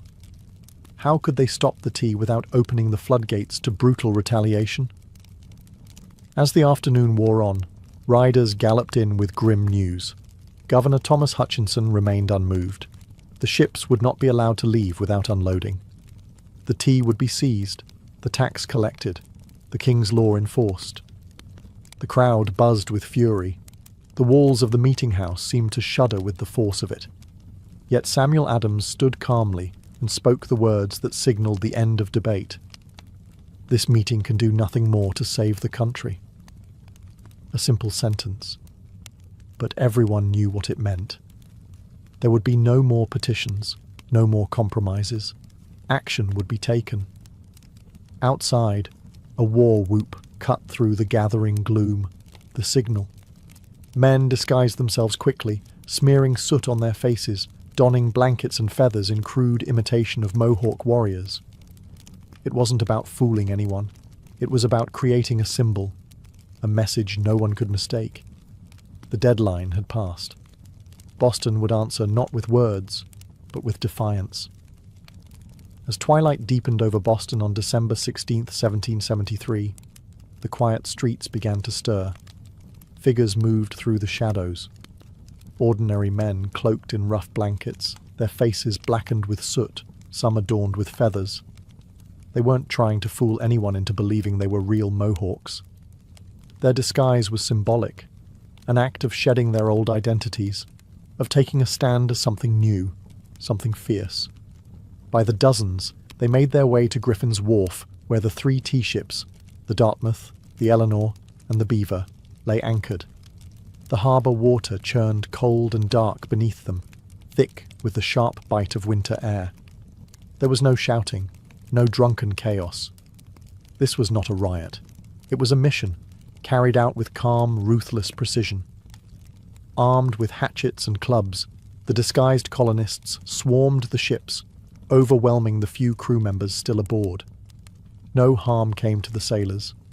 They were pushed aside, watched in silence as the operation began. Men split open the wooden chests with practiced blows, the fragrant smell of fresh tea spilling into the cold night air. Others heaved the crates overboard, their heavy splashes echoing across the still waters of the harbour. Chest after chest, 342 in total, was broken and dumped, until the black water swirled with thousands of pounds of tea leaves. Spectators watched from the wharf, silent, awed. British guards stationed nearby made no move to intervene. Whether from confusion, sympathy, or fear of escalating violence remains unclear. Some accounts suggest that even among British loyalists there was an understanding. Something had shifted, and there would be no stopping it tonight. The discipline was extraordinary. No cargo was stolen. No one raided the ships for valuables. Only the tea, the hated symbol of British oppression, was targeted. In a town where hunger and hardship were daily realities, the men could have easily turned the protest into an excuse for looting. They did not. When it was over, the harbour resembled a great, swirling cauldron, filled with torn chests and soaking tea leaves. The smell of the sea mixed with the sharp tang of smashed tea, filling the night air with a strange, bittersweet scent. The work was done. Silently, the men disappeared into the night, vanishing into the alleys and back streets of Boston. They left behind no names, no leaders, no claims to fame, only the unmistakable mark of revolution. As the last broken crates bobbed in the dark water, Boston stood still, almost holding its breath. The Boston Tea Party wasn't a riot, a brawl, or a drunken spectacle. It was something far rarer, an act of cold, deliberate defiance carried out under the cloak of night. The harbour was transformed into a giant, swirling teapot. Thousands of pounds of East India Company tea floated in great mats on the water, staining it black. Some colonists, curious and rebellious, scooped handfuls of soaked leaves from the harbour, only to be chastised by the Sons of Liberty patrolling the docks. Nothing was to be salvaged. No one would profit from this night's work. This was principle, pure and simple. The town woke the next morning to the smell of salty tea hanging heavy in the air. News spread like wildfire. Word of mouth, letters, broadsheets. By midday, everyone from apprentices to merchants knew what had happened, and opinions split fast. Among patriots, there was pride, a fierce, swelling pride that ordinary men had stood up to the mightiest empire in the world and struck a blow for liberty. Among loyalists and moderates, there was horror. To them, the destruction of property was reckless, dangerous. Had the colonies crossed a line they couldn't walk back from? Governor Thomas Hutchinson raged in his mansion, furious not only at the destruction but at the message it sent. If the king's authority could be defied so brazenly in Boston, where else might rebellion spark? British officials were stunned. They had expected protests, boycotts, maybe another riot like those that had broken out over the Stamp Act.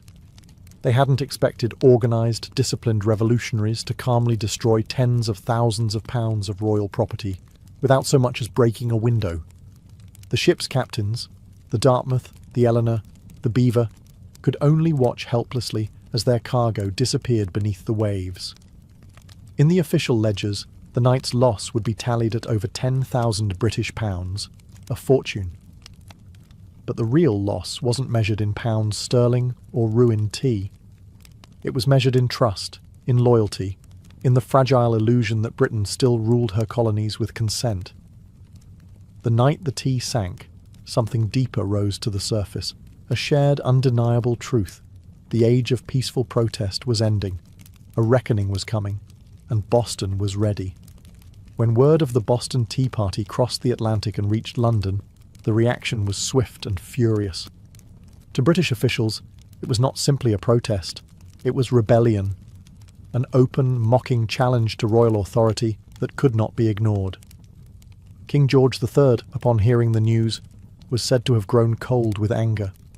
Parliament, already frustrated by years of colonial disobedience, exploded in outrage. They demanded punishment, not just for the city of Boston, but as a warning to all the American colonies. The result was a series of laws so harsh they were quickly nicknamed the Intolerable Acts in America. The first blow came swiftly, the Boston Port Act. In one brutal stroke, Parliament ordered the closure of Boston's bustling harbour, the economic lifeline of the city, until the destroyed tea was paid for and order restored. Ships could no longer enter or leave. Trade vanished. Goods and supplies dried up. Boston, once vibrant and noisy, grew quiet, its docks eerily still. But the punishment didn't stop there. The Massachusetts Government Act stripped the colony of its self-governing rights, placing it firmly under the king's appointed officials.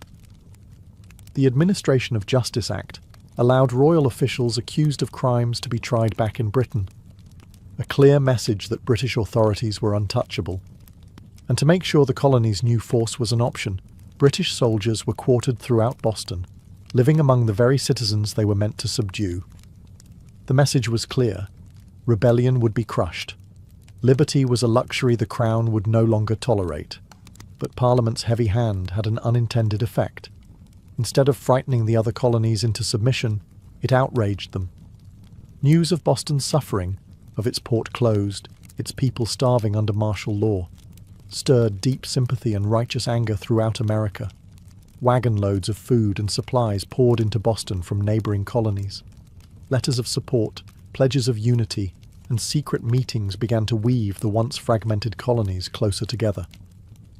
What had once been a Massachusetts problem was rapidly becoming an American one. In punishing Boston, Britain had hoped to make an example of them. Instead, they made Boston a symbol, a rallying cry for resistance. The flames of revolution, once flickering in isolated pockets, now began to blaze from colony to colony. And there would be no easy extinguishing them. The punishment of Boston sent shockwaves far beyond the rocky shores of Massachusetts. Across the 13 colonies, outrage turned into something far more dangerous for Britain: unity. For years, the colonies had acted like distant cousins, bickering and competing, separated by geography, religion, and trade rivalries. But when Parliament slammed Boston's harbour shut and stripped Massachusetts of its self-governance, Americans across the continent realized, if it could happen to Boston, it could happen to anyone. From Virginia to Pennsylvania, South Carolina to New Hampshire, the response was swift. Colonists sent wagons full of food, supplies, and letters of solidarity to the suffering people of Boston. Town meetings buzzed with anger. Newspaper printers worked day and night to spread the news. The fight was no longer Boston's alone. It was everyone's. And so, in September 1774, something unprecedented happened. The First Continental Congress convened in Philadelphia. For the first time, representatives from 12 of the 13 colonies gathered under one roof to discuss a unified response.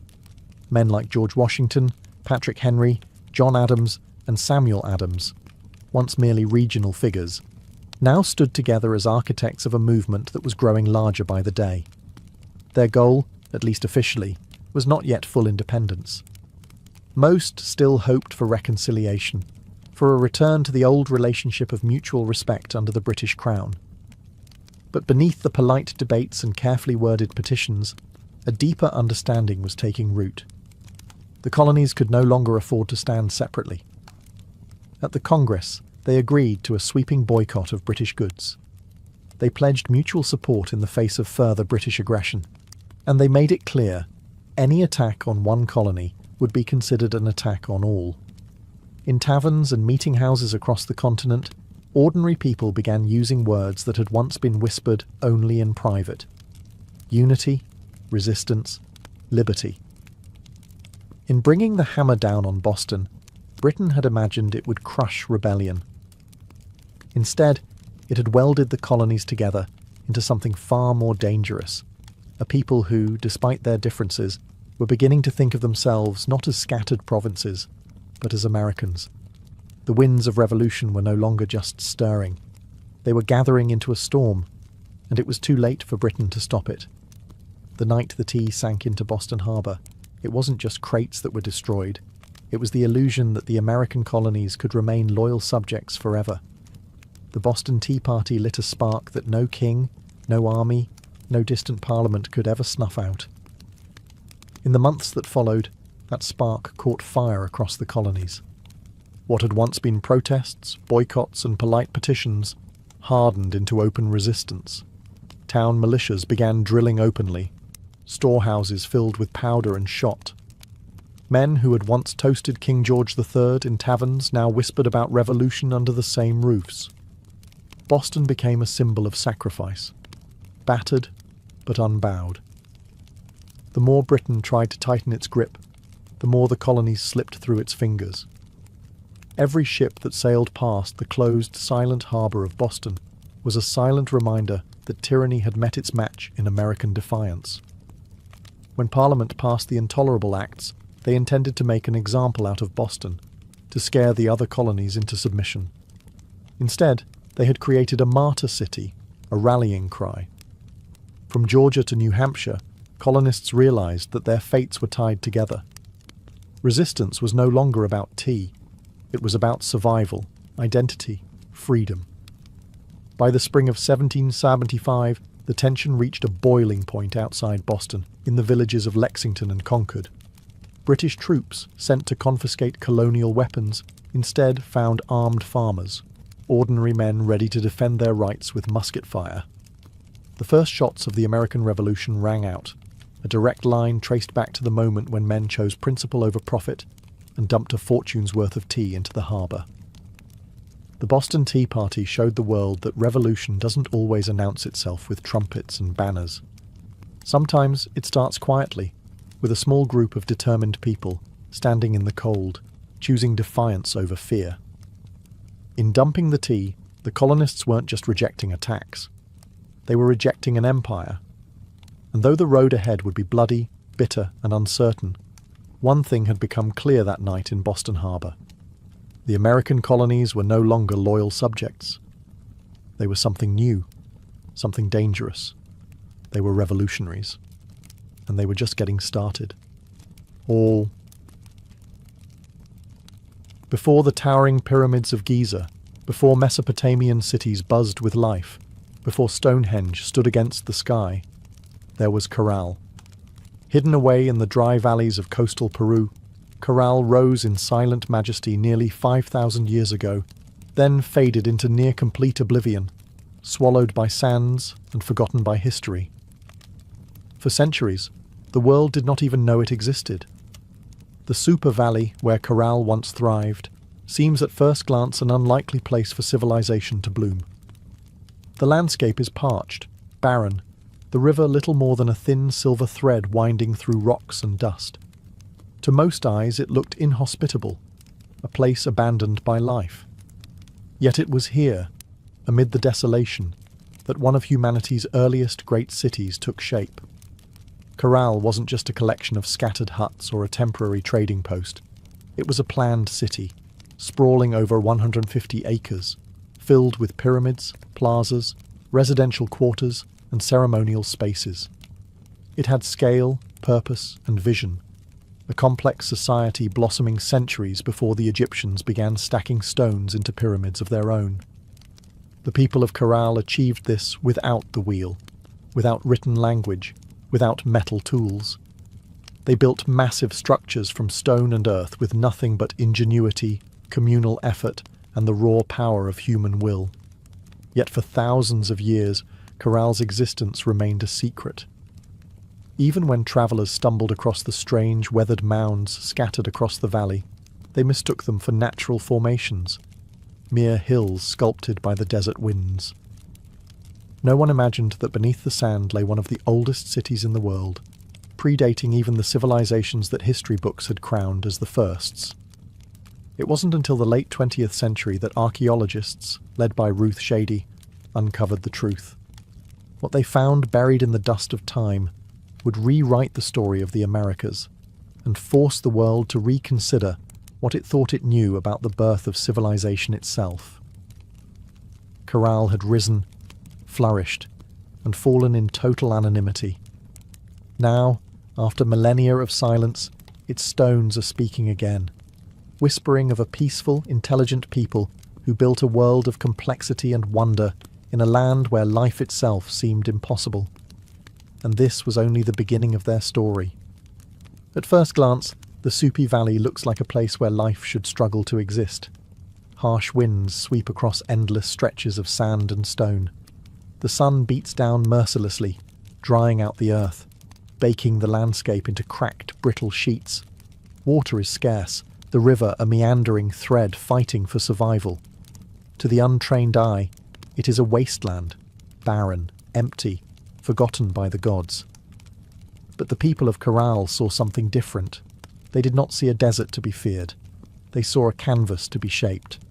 They recognized the river, however modest, as the lifeblood of possibility. And so, with patience, ingenuity, and sheer determination, They turned this unforgiving place into a thriving oasis of life and culture. Their first victory was agriculture.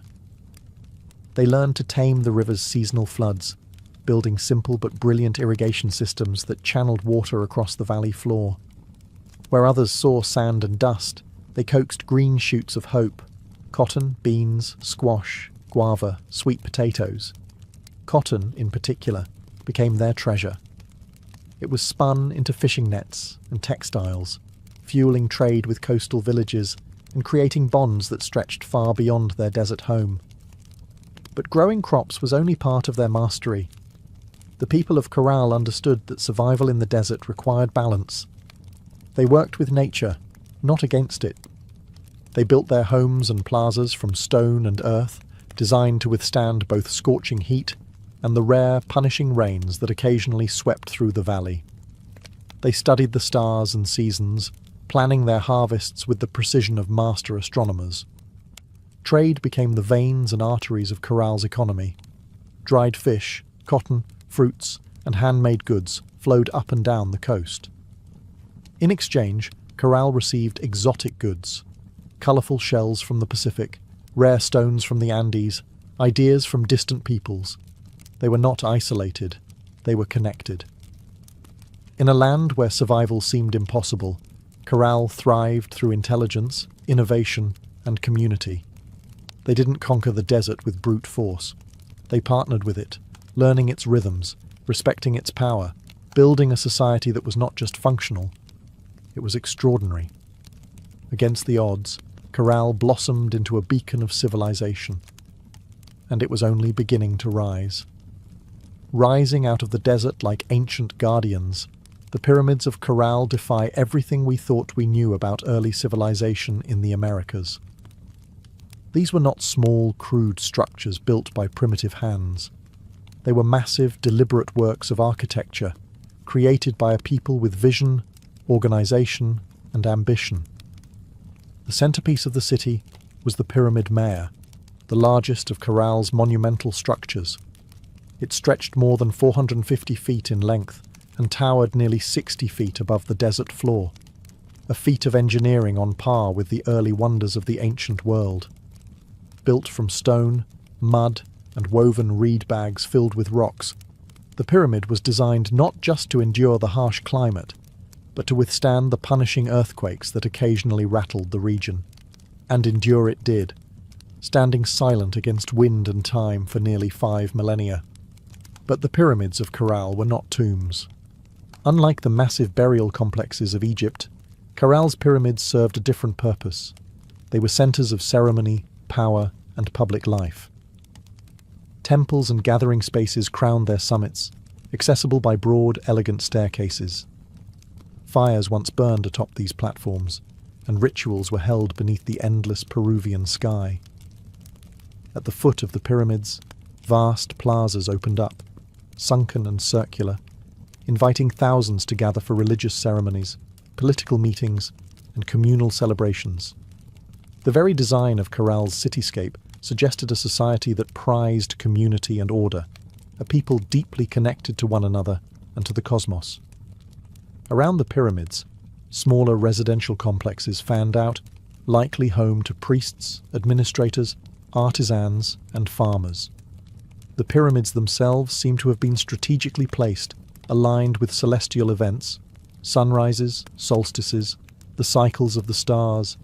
To the people of Corral, architecture wasn't just practical, it was spiritual, mathematical, cosmic. Walking among the weathered stones today, it's almost impossible not to feel a strange sense of awe. These structures were raised without metal tools, without the wheel, without beasts of burden. Yet they rose with symmetry, scale, and staggering precision. The great pyramids of Corral were not built for vanity nor for war. They were built to connect earth and sky, community and cosmos, humanity and eternity. And they still whisper across the sands, telling a story that refuses to be forgotten. Among the ruins of Corral, there is something profoundly different, something that sets it apart from so many ancient civilizations. No weapons have been found buried beneath its sands. No defensive walls circle its plazas. No mass graves hint at bloody conquest or internal strife. Unlike the kingdoms that rose and fell through war, Corral was a society built on peace. It's a revelation that defies expectations. Here was a civilization that flourished not through violence, but through cooperation, trade, and shared belief. The people of Corral seem to have invested their energy not in armies or fortresses, but in architecture, astronomy, music, and communal life. Their plazas and pyramids weren't monuments to victory over enemies. They were centers of celebration, worship, and governance. This was a civilization that chose to gather rather than conquer, to negotiate rather than destroy. Trade was the lifeblood of Carroll's success. Cotton, grown along the fertile riverbanks, was spun into fishing nets that were traded with coastal communities. In return, Carroll received dried fish, an essential source of protein, and exotic goods from faraway places, colourful shells from the Pacific, precious stones from the highlands, and even rare tropical fruits from distant valleys. This wide network of trade stitched the region together, binding far-flung communities into a peaceful web of mutual benefit. And in the centre of it all, Corral thrived as a cultural and economic hub. Religious and ceremonial life played a vital role in maintaining social harmony. The city's grand public spaces and sunken plazas likely served as stages for rituals that united the people under shared spiritual beliefs. Music filled these gatherings, flutes carved from condor bones, drums made from deer hides, creating soundscapes that echoed across the desert, tying individual lives to something greater. Leadership, too, appeared to rely less on military strength and more on spiritual authority and civic organization. The city's leaders must have coordinated massive construction projects, seasonal agricultural cycles, and complex trade agreements, all without leaving behind the brutal scars of war. In an ancient world so often defined by conflict, Corral stands as a shining exception, a reminder that civilization does not have to rise on the broken backs of the conquered. It can instead be built by the quiet power of collaboration, creativity, and trust. At Corral, the stones still seem to hum with echoes of a world long gone. It was not just a city of buildings and trade. It was a city alive with sound, ceremony, and spiritual rhythm. Music and ritual were woven into the very heartbeat of Corral's civilization. Archaeologists, digging carefully through the dry sands, uncovered a treasure trove of ancient instruments, flutes crafted from the bones of condors and pelicans, whistles fashioned from deer antlers, small drums stretched with animal hides. These artifacts were not simple toys. They were crafted with care, tuned to specific notes, designed to carry sound across the wide, open plazas of the city. In a world without written language, music spoke the language of the soul. Imagine it, the low thrum of drums rising at dusk, flutes keening like the desert wind, feet stamping on the sunken plazas as hundreds gathered under the fading light. Fires would crackle atop the pyramid platforms. Priests, dressed in intricate woven garments, would chant to the gods of the river, the earth, the stars. In those moments, Corral was not just a city, it was a symphony. The layout of Corral itself suggests that ritual life was at its core. The grand plazas were not mere open spaces. They were stages for communal ceremonies, carefully designed to draw people together. The sunken circular courts acted like ancient amphitheatres, focusing sound and sight onto the rituals performed at their centres. And above them all, the pyramids loomed, not as tombs, but as sacred mountains built by human hands, linking the earth to the heavens. Rituals likely marked the turning of the seasons, the cycles of planting and harvest, the movements of the stars. Music was not just entertainment. It was a bridge between people, between nature and the divine, between the known and the mysteries beyond. No violent murals, no terrifying gods of war, no bloodthirsty sacrifices. In Corral, the spiritual world seems to have been one of harmony, celebration, and reverence. Even today, when the desert wind whistles through the ruins, you can almost hear it. The faint strains of ancient music, the forgotten songs of a people who found beauty, meaning, and connection in the heart of the harsh, endless sands. Caral wasn't just a place of music, trade, and ritual. It was a marvel of engineering, a testament to human ingenuity in one of the harshest landscapes on Earth. Without metal tools, without the wheel, without draft animals, the people of Caral shaped a city of stone and earth that has endured nearly 5,000 years. Their achievements were astonishing. Massive pyramids rose from the desert floor, constructed not with small, fragile bricks, but with enormous stones carried across the dry valley. Workers transported rocks using reed bags, ingenious baskets strong enough to bear heavy loads, woven from the very plants that grew along the riverbanks. Layer upon layer, they built with care, stacking stone and filling the interiors with rubble to create structures that could withstand not only time, but nature's fury. And they understood nature well. Caral lies in a region prone to violent earthquakes, yet their pyramids and plazas survived largely intact. How? By mastering earthquake-resistant architecture. Builders used flexible construction techniques, layered fills, wide foundations, and rounded corners that allowed their monuments to absorb and dissipate seismic energy. It was engineering born not from textbooks, but from an intimate knowledge of the earth itself. Water management was another silent triumph. Despite living in a desert, the people of Caral developed sophisticated irrigation systems.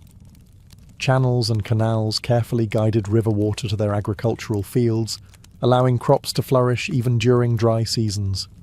No water was wasted. Every drop mattered. The layout of Caral itself reflected brilliant urban planning. Major structures aligned with key astronomical points, suggesting a deep understanding of the solar cycles.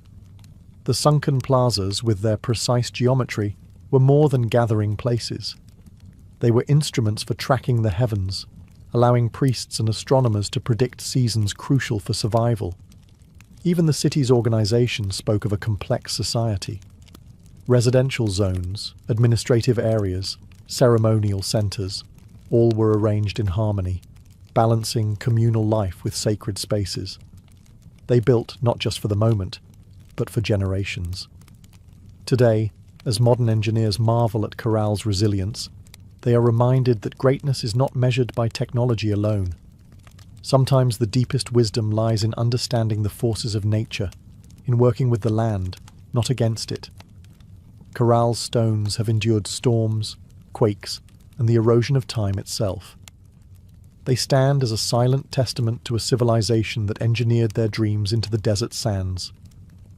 For centuries, the city of Caral flourished, a beacon of peace, music, trade, and architectural mastery in the desert sands. And then, quietly, almost without a trace, it was abandoned. No fires marked its fall, no signs of conquest scar its walls, no mass graves or shattered monuments tell a story of sudden disaster.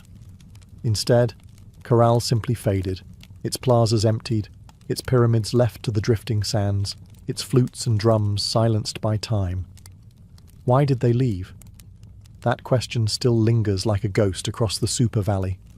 Some scholars believe that environmental change struck the final blow. Evidence suggests that a long period of drought may have crippled Caral's agriculture.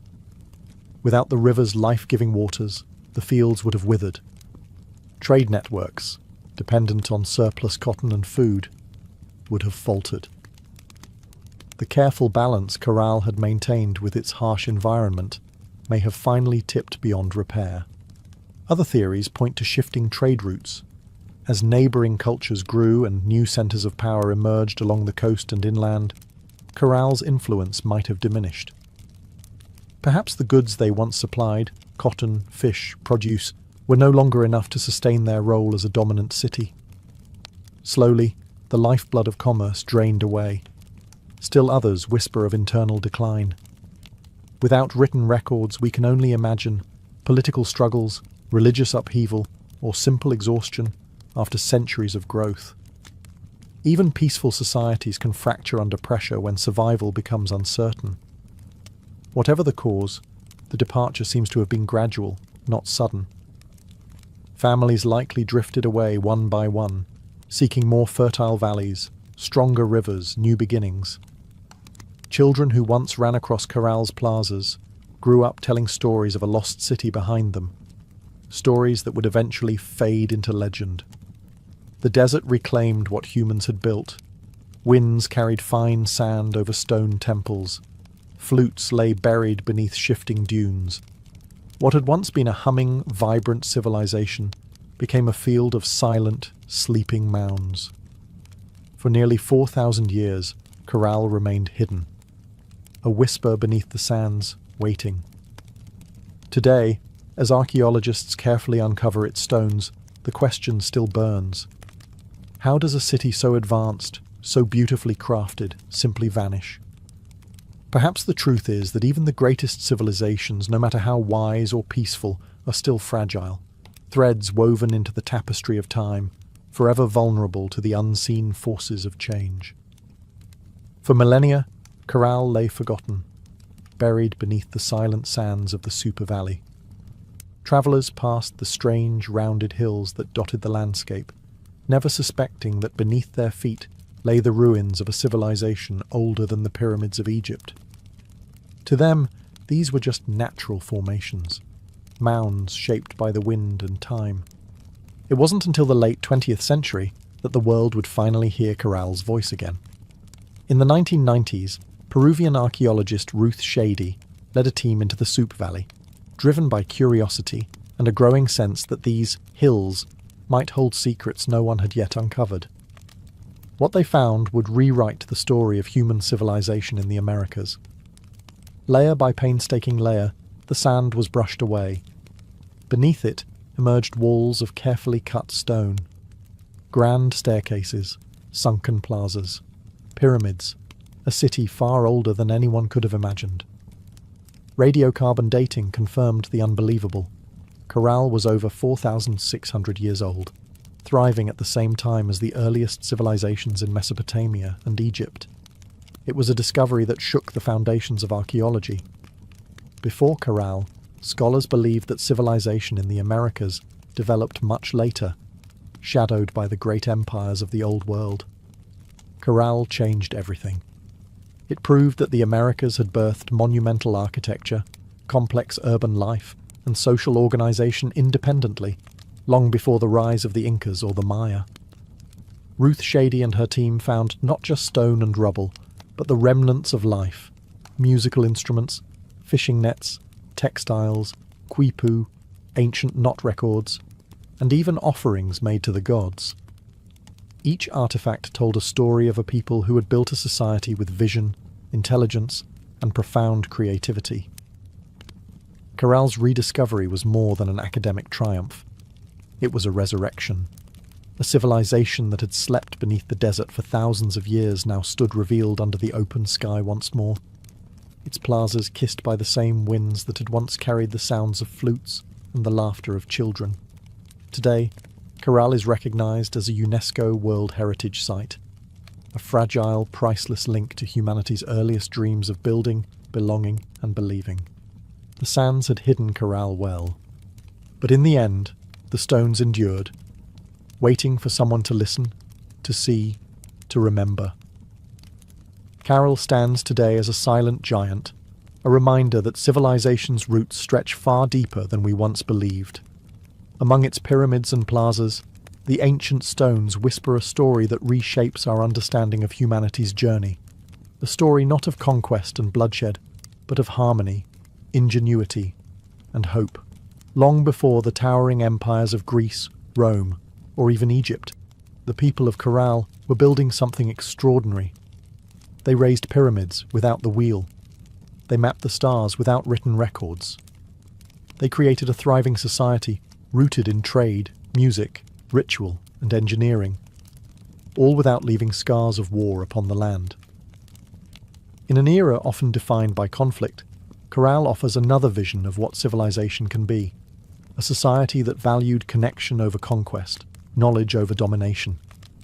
It reminds us that complexity does not require violence, that greatness is not measured by how many armies march across a battlefield, but by how a community comes together to build, to create, to dream. Carroll's legacy reaches far beyond the dry sands of the Soup Valley. It challenges old assumptions that civilization had a single cradle, that urban life and monumental architecture belonged first to the Old World. Corral proves that humanity's spirit of innovation and aspiration arose independently in many corners of the earth, shaped by different hands, but driven by the same eternal desires: to endure, to celebrate, to reach toward the divine. Today, walking among Corral's weathered ruins, you can almost hear it. The pulse of drums, the low hum of flutes, the murmur of traders bargaining in the plazas, the laughter of children racing through stone alleys under a sky of endless stars. Their lives, their dreams, their stories are still with us, etched into the bones of the earth.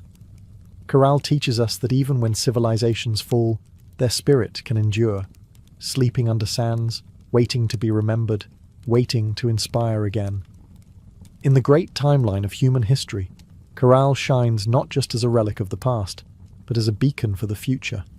A reminder that, even in the harshest deserts, even under the heaviest sands, the seeds of wonder, wisdom, and peace can take root, and build a world that reaches for the stars.